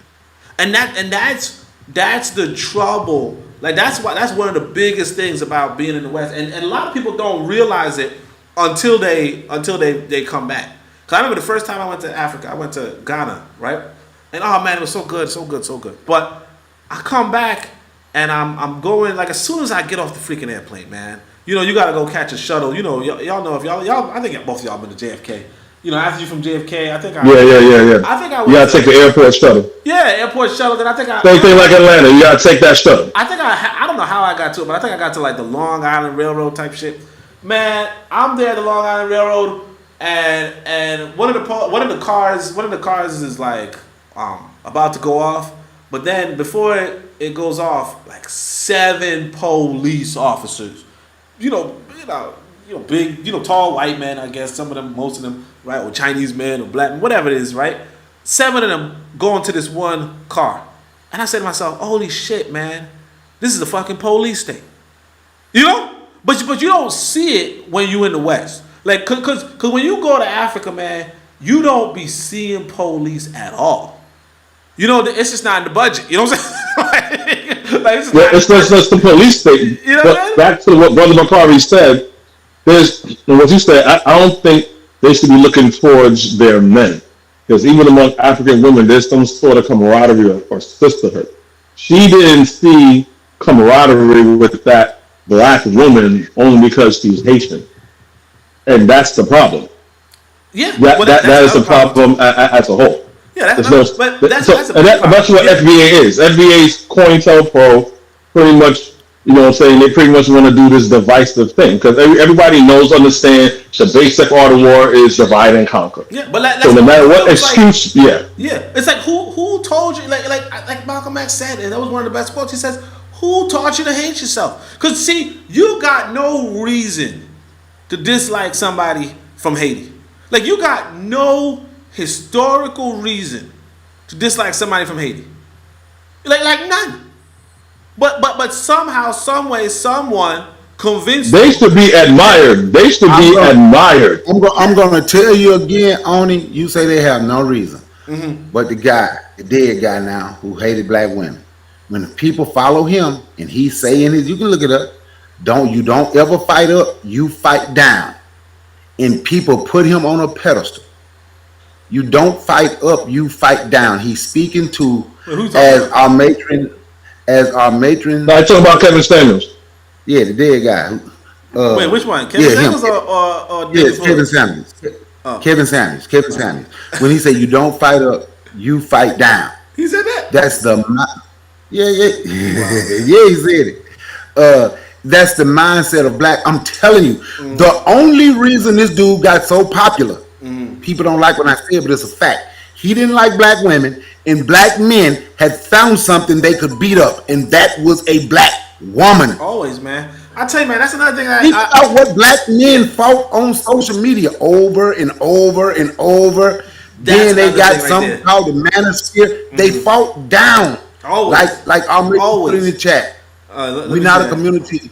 She said, yeah, read that point where she put in there. The black community is not a community of men, women, and children. The black community is a community of effeminate men, masculine women, and unruly children. That's a sad truth. That's what Grandma used to say. That's sad truth. And I'll mention continue says FBA is a white supremacist hate group in blackface. Yeah. But that's the facts right there. Yeah. And they are just following the person at the top who told them to do that because they think they gonna get a dollar. They think I don't know. They think they're gonna get a reparation. Some of them gets dollars, and man. Some of people get paid, man. A lot of paid agents and unpaid agents. You know what I'm saying? Yes, you're right. There's a lot of paid agents and unpaid agents. Because y'all know, Tarina She said he was promised a big bag if he was gonna talk shit about Africa and black folk. He was like, hey, man, I was offered. Who said he gave it up? He said it. What? He said it right out of his mouth. He said I was promised a big bag if I was talking shit about Africa. And sure enough, dude got a nice house. You know what I'm saying? like he got a nice looking house. But you know what though? Like we see all these problems. We see what we up against now. What's the solution? What are we gonna do? See, we know what we ain't doing properly. I've been asking people for years to join me, and I hope they do find people who they listen to and boycott. I've been doing a personal boycott. I've been asking people for years. Stop giving your money to them people in your neighborhoods. You ain't gonna ever have no money if we don't control our community. I've been saying it for years. That's what it is. But if we don't change our actions, our spending habit, we can talk about how nasty, we can talk about how we don't like a Habib, but then you go to his store and spend your money. You can talk about how disrespectful Asians are to you in the things that they have done, but they can still get your money for that rat fried rice. You can talk about that, but they're still doing your women there. Our women still going to the Koreans. They still going to Ajaman Papasan to buy hair. That's why I left. So it got to get to a point like the ones who know and the ones who see. I just asked this question. Are you strong enough to stand alone? Are you strong enough to say how you really, you strong enough to say how you feel, but are you strong enough to do it by yourself until other people catch on? And if you know, we have to be strong enough to do it by ourselves till other people catch on. Either they gonna catch on or they ain't. But when they ask you why you don't go here, this why. You should follow me. Or you just tell them. But eventually, wait, we need discipline, and that's the thing. A lot of people don't know this, man. This is why. See, I write books. I wrote books, and one of the things that I like to do. Name your books. When you say you write books, bro, you got to get a name. I know. All right, so, but like my thing is that my latest book is my favorite right now. I'm one of them authors that constantly grows. So like, I got good stuff in my old books, but I can't recommend them anymore, even though they're good. They're still good. They're still classics. But I say, what's the name of them? Man, don't nobody know the name of them. Pro Black Perspective. No, sorry, Pro Black Compendium. What's it called? The Book of Power and Uangalifu. Right? Uangalifu is my new favorite. But what I'm gonna say is this. Right? I think it was in the Book of Power. Right? In the Book of Power, I decided to quote some ancient Egyptian stuff. Because that was an ancient black civilization. And one of the things that you want to do in your life is expose yourself to free black men. Expose yourself to black men who had freedom, who had power. And that's ancient Egypt, right? But one of the things about ancient Egypt was they said, look, man, if you want to, like I think the hieroglyph, if you will, the Medu Neter for a teacher was a man with a stick. And they had a quote, something along the lines of, no father has ever killed his child from beating him. You know what I mean? Like basically, they were saying, yeah, you can slap your kid, right? Because you're trying discipline. You're trying to discipline them. It's more of a Christian proverb of spare the rod, not the child. Yeah, exactly. See, the Christians, they got it from Africa, obviously. Now, the thing is, what we are taught in the West, like you have this one sister, I can't remember her name. She's walking around like, "Don't beat your kids. Don't beat your kids. Don't do it and so forth." And the thing is, like we have to come to terms with what we are as a species. You know, we are a species that reacts to violence. You know, we don't see it, but if you're talking about what is white power, why do white people have control? Because white people are the most violent people on the motherfucking planet. And deceptive. Deceptive and they violent. I remember when Dr. Clark was talking when he was at, I don't know if it was the Iliad or the Odyssey, and Homer was coming into Egypt. And it was a farm tour, right? And so as he's walking by, he's like, "Wow, what is this? What type of weapon of war is this?" And he's just like, "This is a farm tour." He's not going to wage any war. But they still used to, they're very innovative, because you got to understand, if you're in a constant state of war, everything you have to do is about survival. When you're in a place where you can feed yourself, you can clothe yourself, you have enough resources, you know what you got time to do? Ponder about the universe.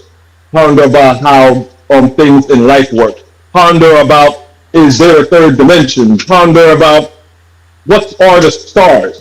European people have never done that. Not until the past 400 or 500 years. Why? Because now they took other people's resources. So now they're able to do innovation. Why? Because they don't have to kill each other no more. They don't have to steal wives. They don't have to do vandalism. They can eat now. You know, say, "Oh, I don't have to tie people's limbs up to horses and slap the horses on the behind and rip your limbs off." You know what I'm saying? I don't have, I understand science on what germs are, and so I can avoid the Black Death now.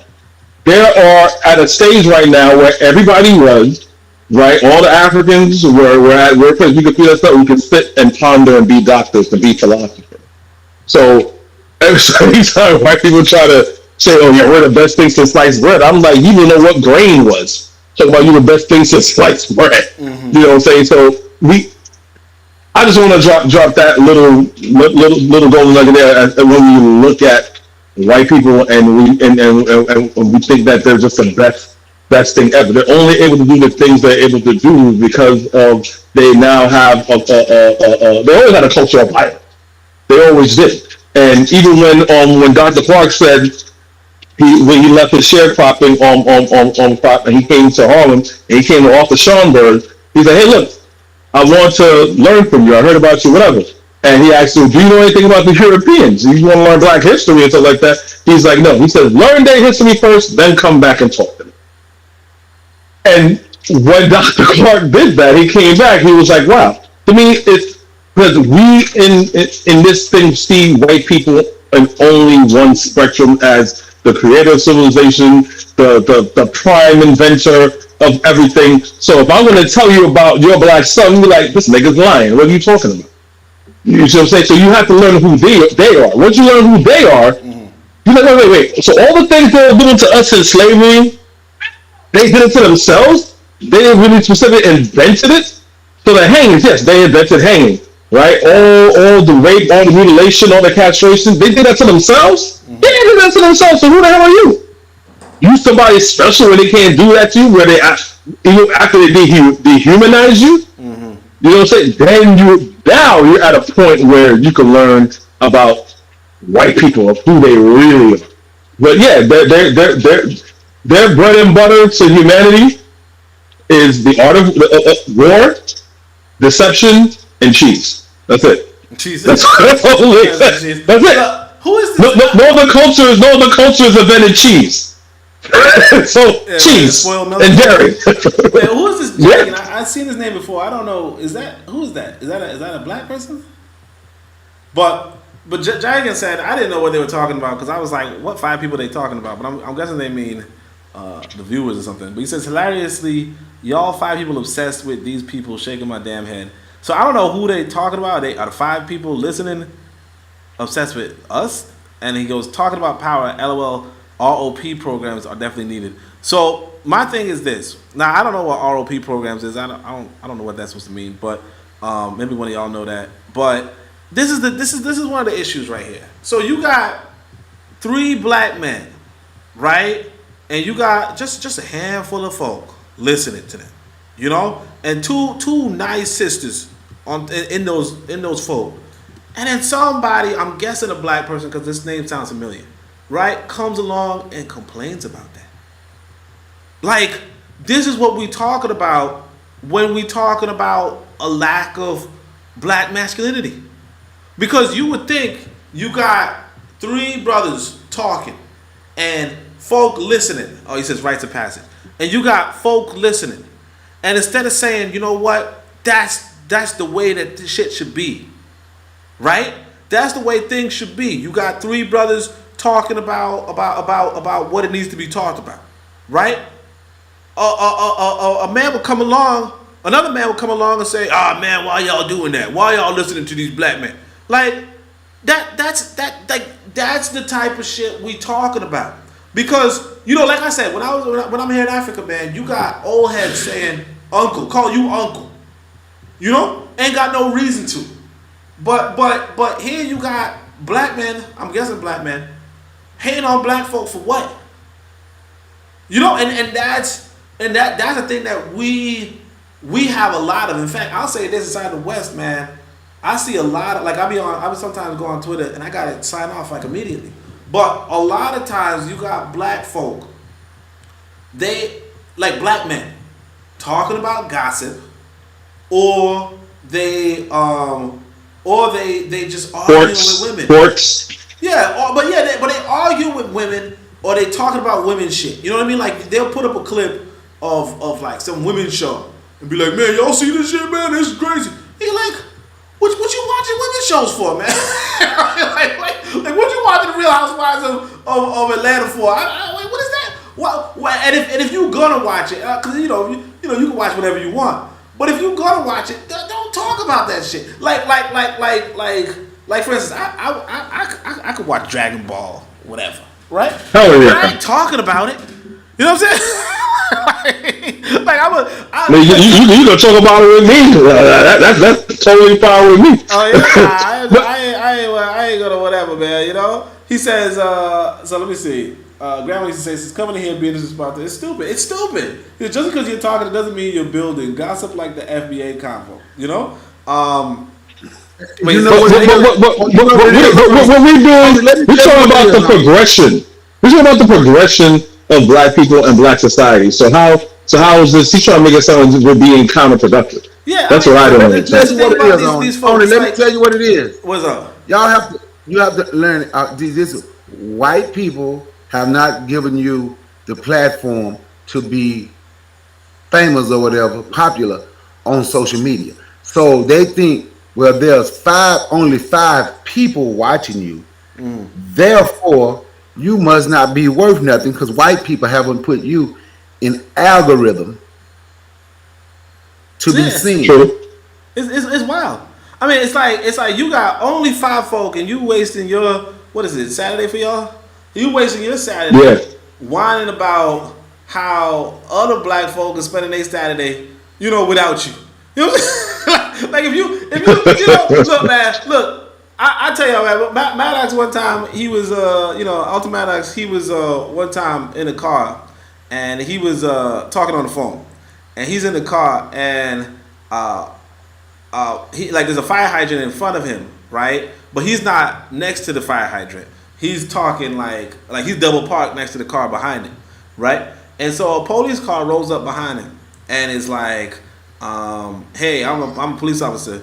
Right, and I'm telling you that you could park, like, cause you in the car, you could park right next to the fire hydrant, and Maddox, just kind of ignored him because he's on the phone, right? And the guy just said he's a police officer. So then the white boy goes again. He said, "Look, this is my badge, and I'm telling you, you could park next to to the fire department. You could type next to the fire hydrant. It's okay. I'm a police officer. I'm telling you could do it. So that means you could do it, right? Because that's how the law works, right? And Matter continues on his phone call, right? And then the police officer is getting agitated. He says, "Look, man, I'm telling you, as the officer of the law, I'm telling you that you can park next to this fire hydrant because, I'm the officer of the law. I can tell you, you can park there and it's legal after I say it is." And so then Officer Matter turns around and says, "Well, if it's so legal, why don't you do it?" And the white boy, he just drives off. But it's like, here's the thing. It's like, you this brother, you want, like, if you this super revolutionary, right? And you want every black folk to come together and build, and we got to be talking about building, we got to do something. It's like, why don't you do it? And like, what kind of man are you that you rolling up on other dudes complaining about what they talking about instead of just organizing what you want to see organized? And then, but he's saying something in the chat. He says, "No, I'm saying you seem to be obsessed with the FBA." So yes, I'm obsessed. I'm obsessed with the enemy. With him, yeah. Me personally, I don't even like. I know y'all talk about. I don't even talk about FBA. But my thing is this though. If like this is the thing that black men gotta get together too, right? If you want to see something get done, then you gotta go and do it yourself. Oh, now we got some white trolls showing up. Yeah, I'm gonna show y'all the screen so that people at home can see it. But like, if you as a black man should never, ever talk about what another black man ain't doing. You get what I'm saying? Like, you as a black man should never ever talk about what another black man ain't doing. I mean, unless they're doing something detrimental, right? But if you like, hey man, I want to see some productive, I want to see like that. You got two legs, you got two arms, you got the same 2 legs, 2 arms. Rest of us got, you got the same black brain in your head, right? If you got a black brain in your head, then you can't be whining about, because what I don't like is whining. You know what I mean? When black men tell me that they want to see some shit done, I'm like, okay, then go ahead and do it. You know what I mean? Go ahead and do it. But you coming along and oh man, y'all ain't doing what I want y'all to do. Yeah, you ain't my boss, motherfucker. Like, what the fuck are you talking about? Like, but you gotta understand, only the dynamic is FBA, and it's a real stupid fight to pick. And I've been saying this on my channel. Mm-hmm. So we're all involuntary victims of white supremacy, because racism is something that has gone through the legacy that white people have been passed down because it keeps them on top. It's artificial, right? Even though other probably don't like to use that phrase, but that's what the situation is. Their ideology of white supremacy. You don't like to use the word or the phrase white supremacist because you don't believe they're supreme to you, right? That's their ideology, but it's an ideology that has worked and has been pervasive in Africa and out of Africa. Anyone that's African or African descent. And I'm saying this to say is the FBA, they have this, our brother Anthony McPhail said, look at this plantation bracket. So FBA have this plantation bracket, so you know what, even though I'm black in America, at least I'm in America. It's like the same, like this, I saw on YouTube one time, they got this black female minister, she was like, thank God for slavery, just repeating, at least I'm not in Africa, at least slavery put me here. So you have people that think like this, that are FBA mindset, and they say, well, my plantation is better than yours. So what they do, they go around saying, go places like, they'll talk about Haiti, they talk about my country, Ghana, they talk about Jamaica, they talk everything. My country is better than your country only because I'm in America. They don't like to admit that, but that's what it is. Because what's the difference between you here in America and someone that's in the Caribbean? Say as far as like our history is pretty much the same thing. It's the same English Irishman that was kicking your ass in the United States, or the same one doing the same thing in Jamaica. So what's so different? And they try to put this big wedge. Well, my country is better than your country. Yeah. And it's like, why would you say that? And things what FBA they don't understand. There's a difference between citizenship. If you're talking about Jamaica, you're talking about Trinidad, you're talking about Guyana, you're talking about these black-ran countries. There's a difference between citizenship and sovereignty. You are in a very bad position if you're arguing American citizenship better than black sovereignty from Zimbabwe Nigeria, Ghana. You're on two different playing fields. But they got this racist trope of, well, no, Africa is disease-ridden, there's droughts, there's this, there's that. They got these 1970s, 80s, we are the world, we are, feed the children. That's the image that they have in their heads because that's all they know of Africa. So I'm like, you cannot argue that. Even if you call my country dusty, you see the square foot of land, the square foot of land, I own it. It's governed by me. No one could take it. No white European has jurisdiction over it. Can you say the same thing with all your wealth? No, you can't say it because you're fighting for citizenship. We're fighting for sovereignty. Totally two different things. I'm gonna say this right here. This is why, I think the big difference. See, because the brothers on this panel, they read books. Okay, they read books. When you read books, you get exposed to a different world. So, like I said, back in the day, I started collecting quotes because this one time I used, I used to organize in Brooklyn, New York. You know what I mean? And I was a young organizer back then, so I was with this elder, and she gave me one of these African American quote books. Just quotes that African Americans went through, blah blah blah. And she got me into that stuff, and not just that, I also would sometimes read Frederick Douglass. You know what I mean? I don't know why, but I used to. And one of the things that Frederick Douglass writes about is how black folk were on the plantation, as he saw it. And this story is pretty long for those of y'all that don't, y'all could read it yourselves. I collected a bunch of quotations, and this is one of them. And he says, look, man, when Colonel, let me see if I can find it. He says, at the very time, he says, let me see if I can find it up here. I don't know where to start, so let's see. Many under the influence of this prejudice think that their own masters are better than the masters of other slaves. And this too in some cases when the very reverse is true. Indeed, it is not uncommon for slaves even to fall out and quarrel among themselves about the relative goodness of their masters, each contending for the superior goodness of his own over that of the others. At the very same time, they mutually execrate their masters when viewed separately, right? It was so on our plantation. When Colonel Lloyd's slaves met the slaves of Jacob Jepson, they seldom parted without a quarrel about their masters. Colonel Lloyd's slaves contending that he was the richest, and Mr. Jepson's slaves that he was the smartest and most of a man. Colonel Lloyd's slaves would boast his ability to buy and sell Jacob Jepson. Mr. Jepson's slaves would boast his ability to whip Colonel Lloyd. These quarrels would almost always end in a fight between the parties, and those that whipped were supposed to have gained the point at issue. They seemed to think that the greatness of their masters was transferable to themselves. It was considered as being bad enough to be a slave, but to be a poor man's slave was deemed a disgrace indeed. What I'm saying is this.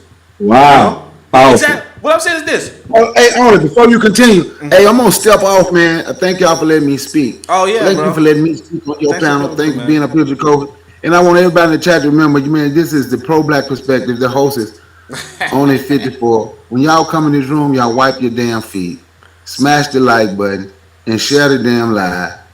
Once again, the pro-black perspective with Only. I was a panelist today. I'm Brother Bakari. My channel is BBN Black Business Network. And you have the Black Critic, Kofi. His channel is Kofi the Black Critic. And thank y'all for tuning in. He's not signing off, but I am. I will continue to listen offline. Appreciate and once that, again, bro. thank you.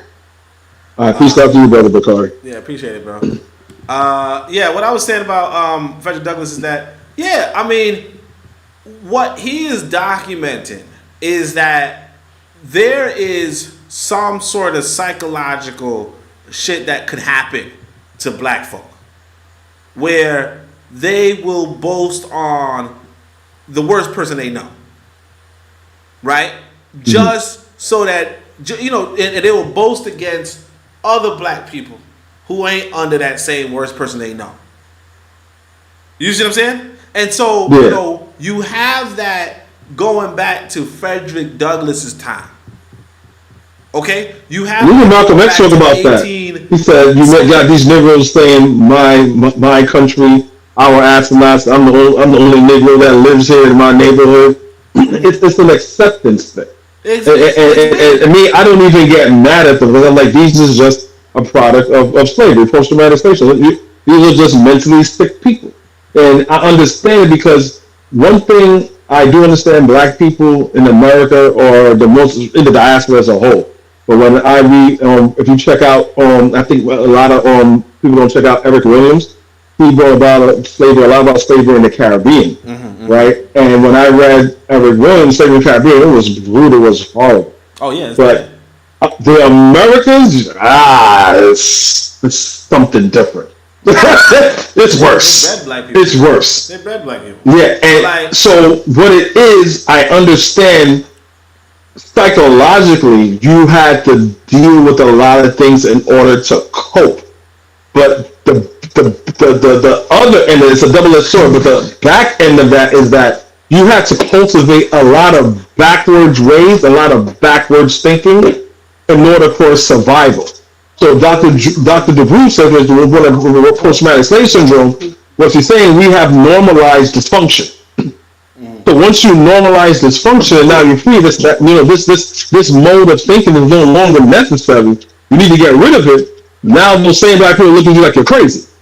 And me, I always go back to Christianity, so we didn't believe in Christianity or anything like that. The reason why we believed in that is like, look, we worked up from sun up to sundown and then fields.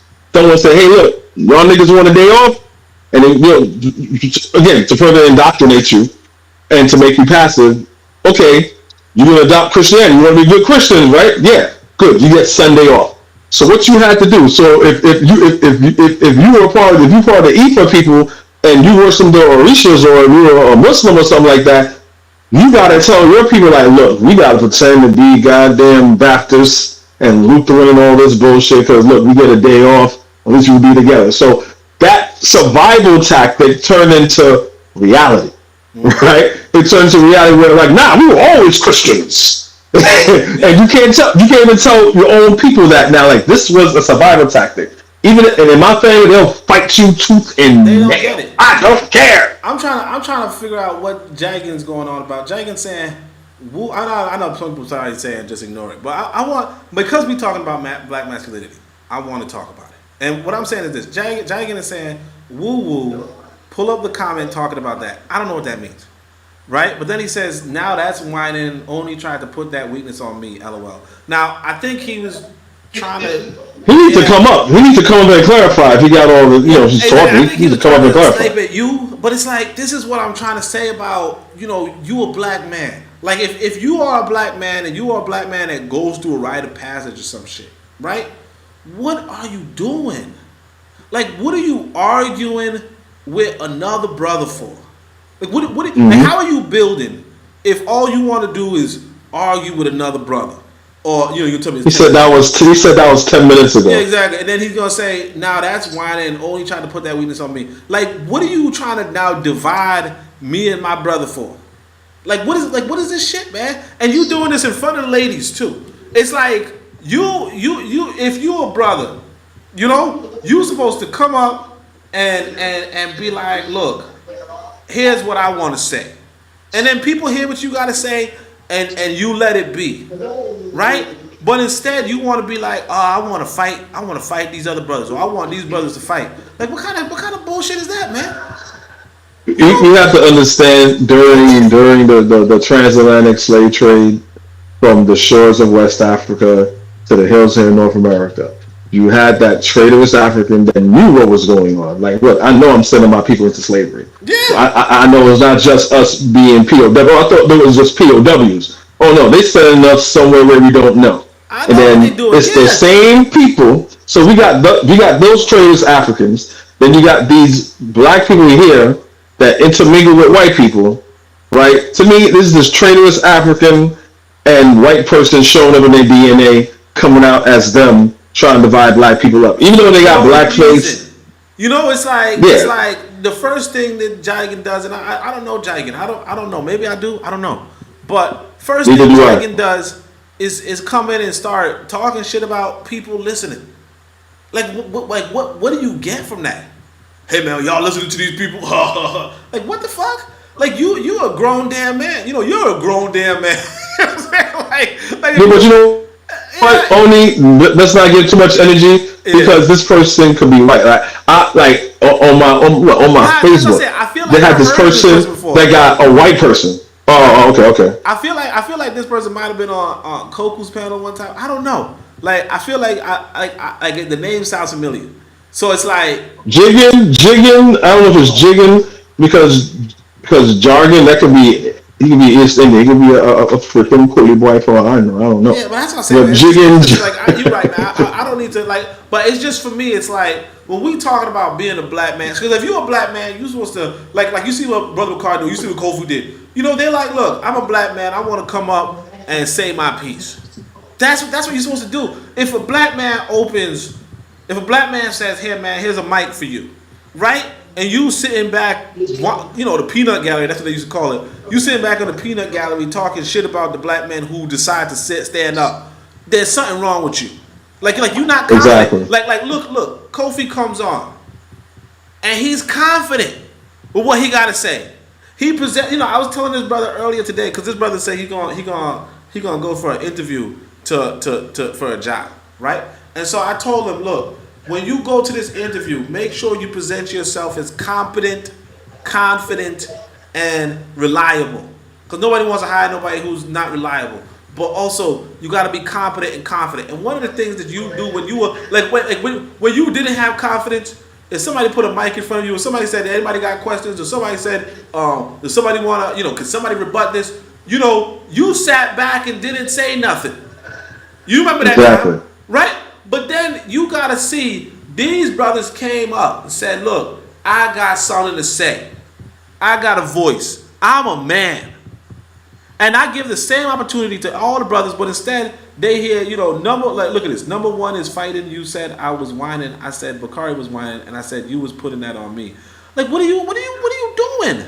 Like, what are you supposed to? You scoring points? Like, that's the thing, man. It's like it don't even make any sense. You a black man, so you supposed to say, let me come up and represent. Allegedly, we don't know. Allegedly, exactly. He allegedly a black man. If you are a black man, you supposed to come up and represent yourself. Be like, hey, look, I'm a brother, and you know what? I ain't with the whining. But no, instead he's like sitting back. Oh man, that other black man came up and stood up, and that other black man was brave and bold and courageous, and I'm not that. I'm just gonna like, what the fuck is that shit, man? Yo, sit back. But I said before, even on the Bitter Medicine podcast, which is tonight at 8, right? 8. You have people in there, even in my chat, right, on YouTube and on Facebook, they all have black avatars.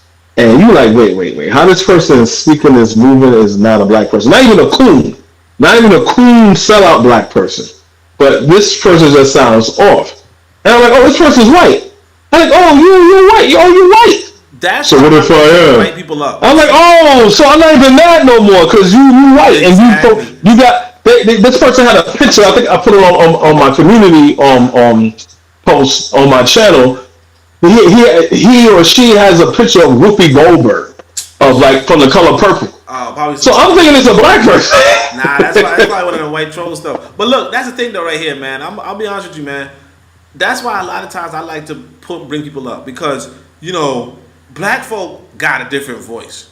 See, it's not like in England where you can't tell the difference between black folk and white folk. But like exactly. In America, you could like I remember one time I was sitting on the bus, I was sitting on the train. And you hear, you know how the white boy sound on the train. He's all stand clear the closing doors, please, right? But then I'm saying stand clear the closing doors. Yeah, exactly. I'm sitting there minding my business, and then I hear all of a sudden stand clear the closing doors, please. You like, brother, you know what I'm saying? Like, you know you a good hands down. You know what I'm saying? You like, oh, okay. This brother he's not crashing nothing, man. You know what I'm saying? But like, we know how black folk talk. That's why I like. Yeah, exactly. Yeah, I like when black folk come up because then you can hear them. Like you don't gotta see them. You know when you talking to a black person. Exactly. You know. Exactly. I mean, I'm not saying I'm not saying that every black person sound different because a lot of times when we in professional settings we like to do that. What they call code switching. Yeah, you end up code switching. You end up sounding like this. Hey, what's going on today? Welcome to RBG. How is everything happening today? I'll say this though. I remember there was like some sister. I think she was from Kenya or something. No, she was from Ghana. But she was like, "Oh, I knew you was a brother." You know what I'm saying? Like, like, you know, we was all like voice chat and shit, you know. But yeah, man, that's what I say, man. I mean, if you are a brother, right? And I mean, no disrespect to the sisters, but I'm just saying, if you are a brother and you feel like you got to say something to another man, and of course, we not online. I mean, we online, so you can't really say it to his face or some shit. But what I'm saying is that at least speak up. You know, click the link, speak up. I mean, if you at work and you can't, whatever, I get that. I don't know. But if it's possible that you could speak, like you should just click the link, speak up, and say your piece, because that's how folks supposed to be. But if you know, but this circles right back to what you were saying about black masculinity. At least be clear and concise what you're saying. And you could disagree. We're not saying, you know, just me personally, if you're a channel, I don't like echo chambers, but be clear and concise of what you're disagreeing about, especially if you can't come and articulate what you're saying. But we don't get it. But that's the whole theme right there. I'm trying to keep it to the theme. But like I said, man, in this that's why I want black folk to just get back to the continent. You know, a lot of us don't see the value in it. Well, I'm telling you, it's a big culture shift when you no longer in a police state, when you no longer treated as like the only thing that people do look at you like, oh, you a foreigner, you know what I mean? Like you speak English well, like in Tanzania they like, why are you speaking English? You know what I'm saying? So like they know that you from another country type stuff. They speak Swahili? Yeah, they speak Swahili. That's why I wanted to be here. Okay. Right? But like the whole thing is that but they're not looking at you like, oh, is this person gonna do some fuck shit? You know what I mean? Like they look at you. Okay. Sometimes they just looking at you like unfortunately sometimes they're looking at you like you got money. But the reality is this, you do. You know what I'm saying? Like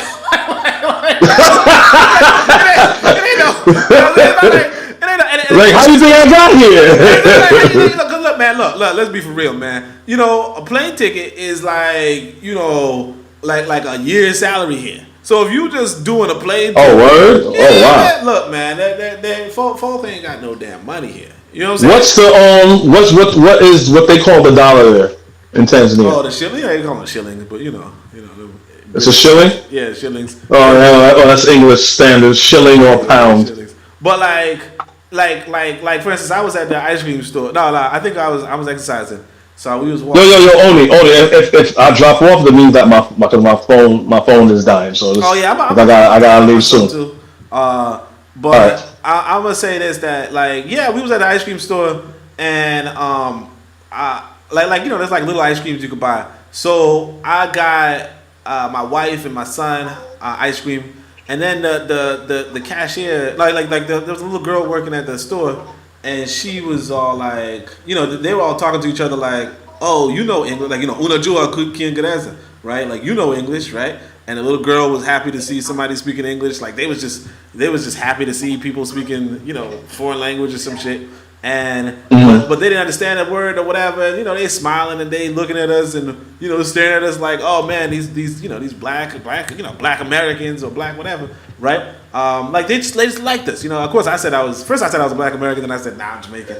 But what happened was I was like, okay, let me buy, because there was like 3 ladies there, so I was like, let me buy y'all all our ice cream, you know?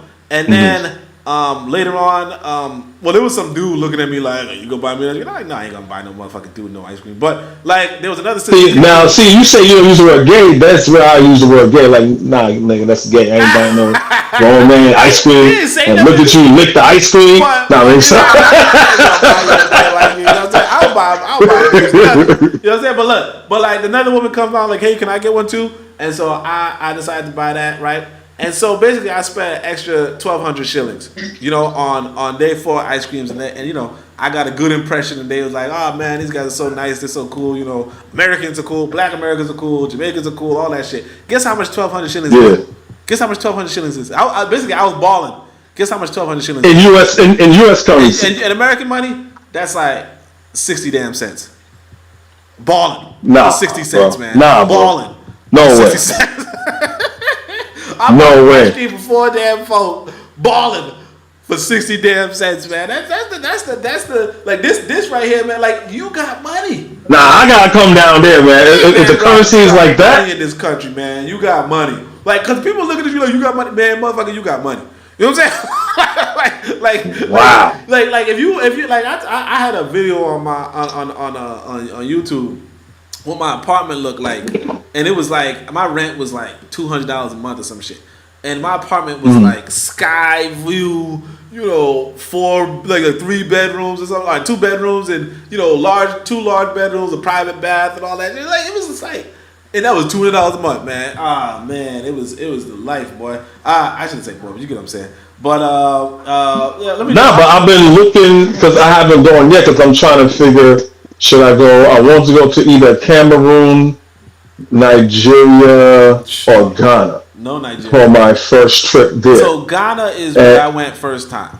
Ghana is like. I would go there. The only thing with Ghana is that they say But everybody goes to Ghana, I heard. Exactly, but because it's the best. But the reason why I don't like Ghana is because not that I don't like Ghana, but the reason why I want to mess with Ghana is because the real estate is expensive.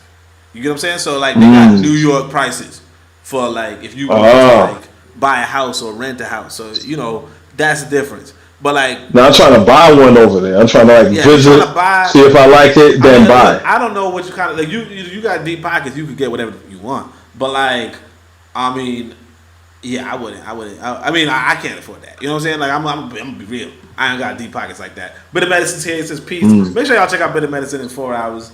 But like, Grandma used to say, so I agree with Oni. Jagan, I don't know.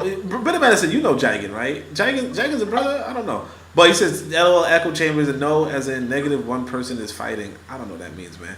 But number one is fighting. You said I was whining.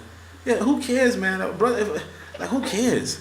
You know what I'm saying? Like that's the thing about brothers. It's like I tell you, man, I be going on Twitter, man, and folk just be fighting, man. They just be fighting. Yeah, Twitter is toxic, man. Yeah, I try to say I can't take too much Twitter. All that energy fighting, and the thing is this too, man. Brothers be fighting over nothing. This same brother came through talking about building. So like if your agenda is to build, man, you're supposed to comment, steer the conversation to building. Be like, hey man, you know, not tear things down. Yeah, it's like, hey, what's the best black business for concrete? You know what I'm saying? Like, what's the best concrete business in there? Or can I like, because sometimes back in the days when I used to talk about Africa, man, some people be in the chat talking about how can I buy concrete over in Africa, or what's the price of land over in Africa? You know, like that's a motherfucker who likes to build. You know me, like I will ask you where you are, what are the shipping companies. Exactly. Like that's a motherfucker who likes to build. That's what it is. But if you come in and talk about why y'all not talking about building, and then later on, man, you know that other dude was whining. Like what the fuck are you talking about, man? Like it's okay. Like my thing is this, man. We all humans. Like it's okay to fucking whine. It's just weird if you come in whining. You know what I mean? Like it's just weird. You know, it's just weird. Yeah, he didn't come in at anything really constructive, and I think shit on other black folk. That's where you fucked up. I mean, it's okay like to shit on black folk occasionally. You know what I mean? No. But you know what? I take that back. I think he is black because he was caping for FBA, so I think he is black. Yeah, I think so. I think I've heard of his name before. I think maybe he was in Bit of Medicine's chat. I don't know, or maybe he came up sometime. But like that's the thing. It's like it's okay. Like you can if you're a black person, you can. But he says, look, only you just be making these arguments up. What are you talking about? This brother, man. We don't know exactly because you're not coming up on here, so we don't know what you're talking about. So we gotta guess. We don't know what you're talking about. Here's another quote. What is it? Carter G. Woodson. And by the way, if you black American, anybody black American, Carter G. Woodson's Miseducation of the Negro, that book, you gotta read that, man. Yes, that's a must read. Yeah. Before I always introduce people, I said if you want to get into black history or anything like that, the first book that's to read, and that's one of the books, is Carter G. Woodson. Yeah, read Carter G. Woodson, The Miseducation of the Negro, because what I've seen, Miseducation of the Negro. What is the quote I'm looking for? See, I used to this is my favorite quote. He says if black people were so used to going, because back in the day, black people they don't go through the front door. They go through the back door. Oh yeah. If there's not a back door available, the black man will make a black door available for him to go through. He will not go through the front door. Exactly. Because he accepted his place in society. That's it. Look, this one right here. This is one of my favorites right here. This is it right here. Carter G. Woodson. It says, look, the Negro could abandon the idea of a leadership and instead stimulate a large number of the race to take up definite tasks and sacrifice their time and energy in doing these things efficiently, the race might accomplish something. The race needs workers, not leaders. Such workers will solve the problems which race leaders talk about and raise money to enable them to talk more and more about. When you hear a man talking, then always inquire as to what he is doing or what he has done for humanity. Oratory and resolution do not avail much. If they did, the Negro race would be in a paradise on earth. It may be well to repeat here the saying that old men talk of what they have done, young men of what they are doing, and fools of what they expect to do. The Negro race has a rather large share of the last mentioned class. And then that's the thing right here, man. It's like, if you are, it's like this brother was telling me, man, you ain't never going to find a real rich man talking about, I'm going to sell you a class on how to be rich. Right? And the reason why you ain't going, because he too busy getting rich. You know what I'm saying? And he ain't trying to make you rich either. He don't need no more competition. He don't need no competition. He don't need to do no class. He already do. But it's like, you come to a black man, we already black man busy in our shit. Real shit. Right? You don't come to us you supposed to come to us talking about what you have done or what you are doing, not what you expect to do. You don't come to no black man talking about, I want you to start building. Why are you guys not building? Motherfucker, no black man is supposed to be building shit for you. You know what I'm saying? Nope. We building shit for ourselves. We can do it together, but I ain't doing it for you. And when I say we building for ourselves, like we said, if you building, we build together. But if you ain't building, motherfucker, you gonna drown. What the fuck you talking about, man? Don't come to me talking about why y'all ain't building my boat for me. Motherfucker, you a damn man too. Now, if you was a woman, we build a boat for you. You was a child, we build a boat for you. But you a grown man talking about why I ain't building no boat for you, motherfucker. You gonna drown. I'm a wife. You crazy motherfucker. Why you build a boat for me? I know it's women and children first, but damn, where's mine? Where's my boat, motherfucker, man? You a grown damn man. I need to play that. Y'all know the Martin clip where Pam is like, you a grown damn man. You a grown ass man. Come to me talk about, why y'all not building? Like, shut the fuck up, man. You don't gotta be talking about why I'm not building, man. Anyway. I would like the conversation as far as like the because again, the people who's trying to go over it, so people like Afro Think Tank and brothers like yourself that's actually living on the continent and stuff like that. Mm-hmm. I think that would be more productive as far as like what to expect going to those places, because I thought the real estate in Ghana was not as expensive but way more affordable than any American market. And I've seen the houses. The houses there are like amazing. Oh yeah. You know what I'm saying? There and Nigeria, it's like wow, this is freaking gorgeous. I'll be real with you, man. You don't want to go to no Nigeria. You know what I'm saying? I mean, of course, I'm not trying to be on no, let's talk shit about black folk, but so it's just Nigeria, Lagos alone, or just certain parts of Nigeria? Oh, I mean, like if you in Lagos, maybe I don't know, man. I don't really know. I ain't gonna hold you, man. Okay. Like my thing is this, man. It's like, how black Americans, like, well, not black Americans, but like a lot of white Americans voted for Trump. A lot of black, I don't know what the Nigerians did, but they got Buhari and the dude before him or the dude whatever now or whatever. But like that's shit. Like sometimes it's just like, what the fuck are y'all doing, man? You know what I mean? Like I would not mess with that sort of stuff, and not just that, man. Like how you be like, oh yeah, I'm a black atheist, man. I wouldn't say that. Like, you said you wouldn't say that shit in Africa. Man, I wouldn't say that shit in Nigeria, man. Like they doing some other shit in Nigeria. I mean, I look at, the thing is, correct me if I'm wrong, Nigeria is one of the richest African nations on the continent. So it's like, wow, there's a lot of potential there, but I guess with that potential and all that money they have, it comes, saying more money, more problems. Yeah. So, you want to be a part and invest in an economy that's thriving, and if the political climate is okay, so far you feel more comfortable, especially if you're living there. I don't want to live in a political climate ain't okay. You know what I'm saying? Like we talking, matter of fact, there's a video of this dude. I think he was like a senator or some shit, man, and he just starts walloping on his driver. Like, do you know who the fuck I am? Do you know who I am? I'll get you killed. Matter of fact, I think it was like a white boy senator too. I'm not even sure, man. It was just random, but he was like beating up his driver because his driver, I don't know, I think his driver was like, hurry up or some shit. And he was like, who you talking to, man? And he was like, I'll get you killed out here, man. Like, you know who I am? Like we talking like again, I mean, I don't want to be on the gossip shit. You know what I'm saying? But like, what I'm gonna say is, I wouldn't. You know, I can't in good faith tell no black man, yeah, go to Nigeria. You know what I mean? Like, I can't in good faith say that. Well, you know what? That's cool. I mean, I'm just taking everybody's input. I mean, I never hear anything really bad about Ghana. And again, for me, I'm always repping Nigeria. When I'm when I'm going out, when I want to look good, I go to my Nigerian tailor. Oh yeah.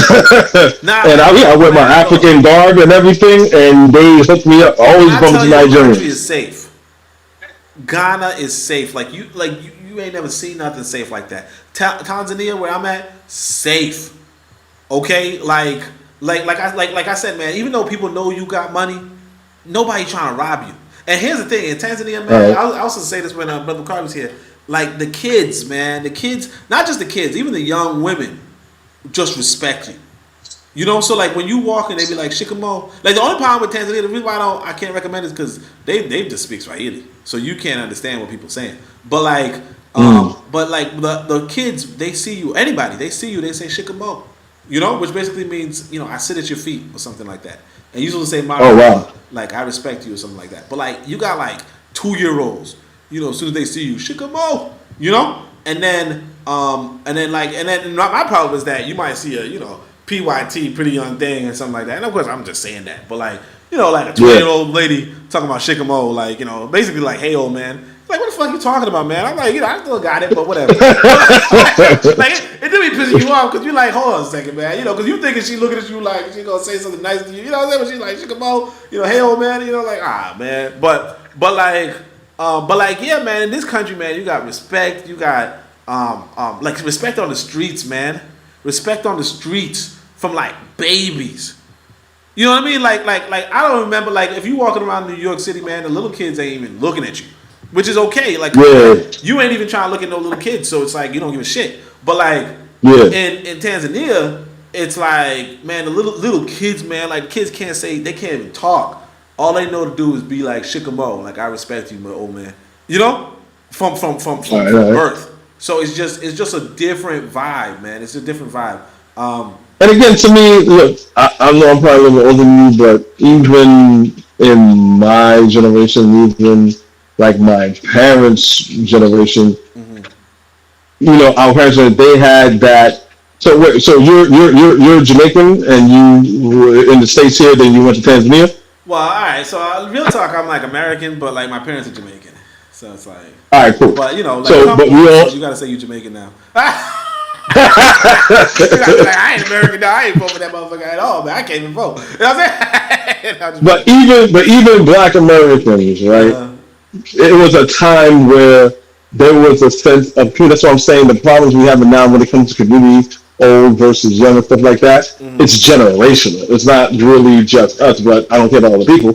But when it comes to us, we have different problems because when media demonizes Black people, white people that don't care about Black people, like, I'll say them niggas anyway. The problem is that we believe that. And we're scared of our own children. You know what I'm saying?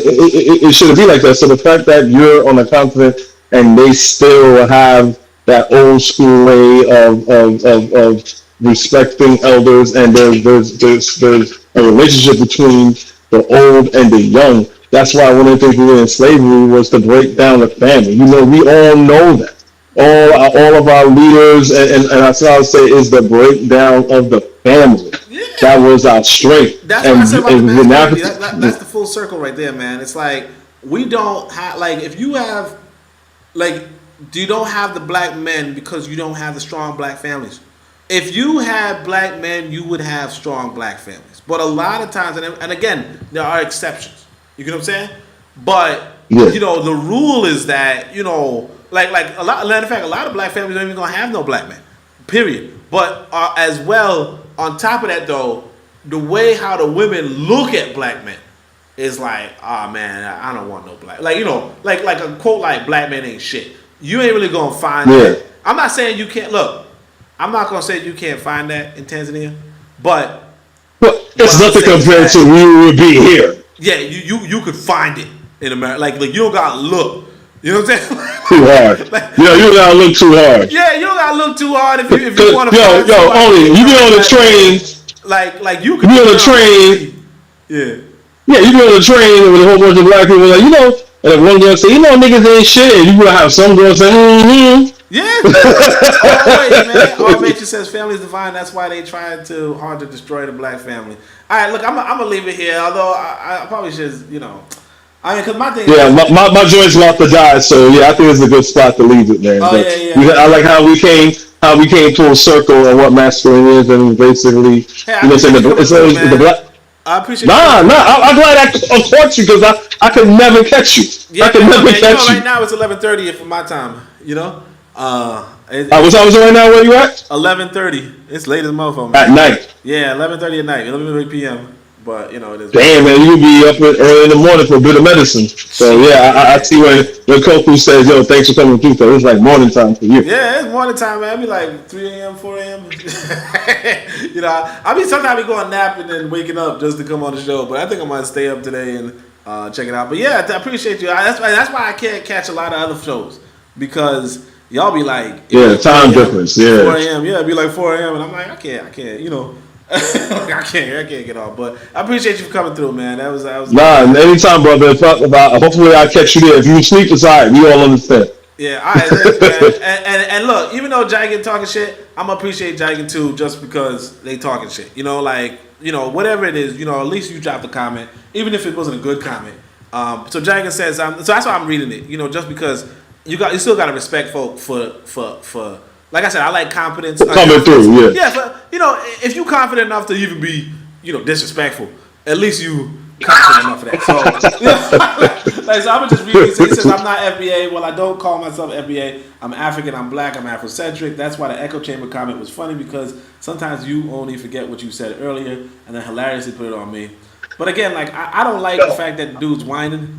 I mean, he gonna say he's not whining, but you see what I'm saying though about whining, Like, what are you so critical of other people for? And I mean, the only reason why I'm doing it is because I have to.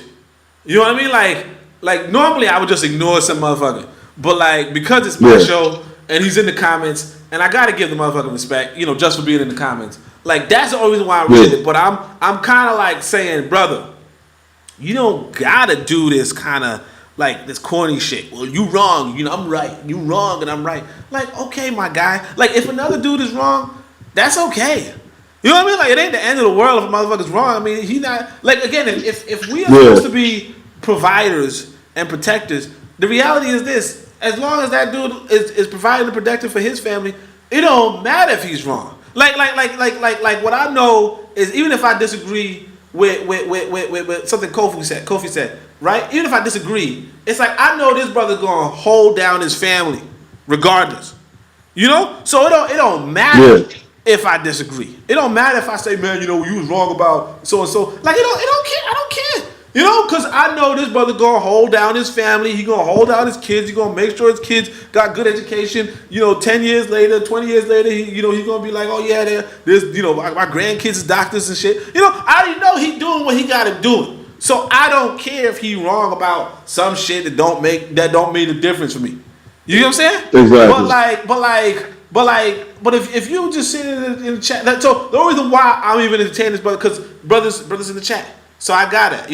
It's if but I also gotta spit game. But if we was out in public and you was just saying shit, I'd be like, okay, cool, man. Cool, man. He's like, man, I think that the FBI should take over the blue. I don't give a shit what you think, man. You know what I'm saying? I gotta protect my family, man. You know what I'm saying? I gotta. Yeah, I mean, at the end of the day, it's hot air and probably most likely false bravado, but to him, he probably think we got misunderstood. But next time, look, if I don't know where you at on Jigging, but Good Medicine Podcast. You see, he's one of the people that was in the chat. Yeah. Come through at 8 o'clock tonight. Come through 8 o'clock tonight. 8 o'clock tonight, man. Let's talk, all right? But all right, boss. All right. You coming through tonight? Yeah. I'm gonna see if I'm gonna try to stay up, and all that. But appreciate everybody for coming through. I'm gonna shout out everybody. Jagan says you different. LOL, hilarious. I don't know what he's talking about though, because he's not in the conversation. But it is. That's what I get out. This Oni is hilarious. Yeah, of course I'm hilarious, man. Wait, I don't know if that's a compliment, but all right. Our matrons came through. Our matron, shout out to our matron. Family's divine. That's why they try so hard to destroy the black family. Exactly. Like they want your family destroyed. Shout out to Bit of Medicine. He's coming on later. Also, make sure y'all check out our matron. She has our reading and stuff. Grandma used to say, cool people. Definitely check out Grandma used to say. She sometimes does some stuff. I guess Jagan's here, so I'm gonna shout out Jagan again. Suspect Zero says some deep stuff. I appreciate that coming through. Anthony McPhail was here. Shout out to that. Bit of Medicine was here. Don't forget Lester.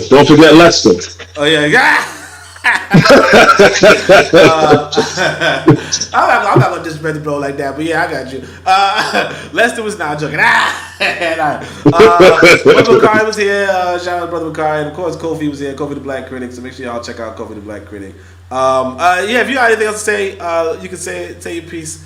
And then man, I like the historical black math that you did.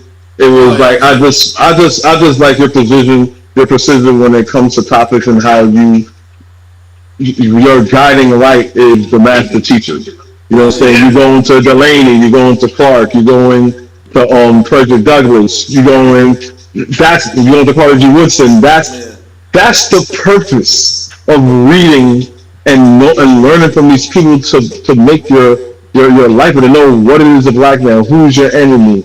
Like they did all the legwork, so we won't have to. So we know how to navigate moving forward. That's why we give us that wisdom that we don't have. Exactly. That's why we can't ignore what because they put it down so that we can learn. When we just sometimes we don't even read. That's why y'all make sure y'all check out our matron because she's reading this stuff. She's like, oh y'all, you don't got time to read now. You got time to listen. You know what I mean? So yeah. Appreciate that. So but other than that, everybody appreciate everybody's time. And of course appreciate you, Kofi. So that's pretty much it though. Thanks everybody and peace out. Oh, peace everybody. Let me say my thing. I said what did I say? Shane old tap Uncle Johnson Nab Amen my dua nature. That's it. Peace. I thanks. Alright, boss.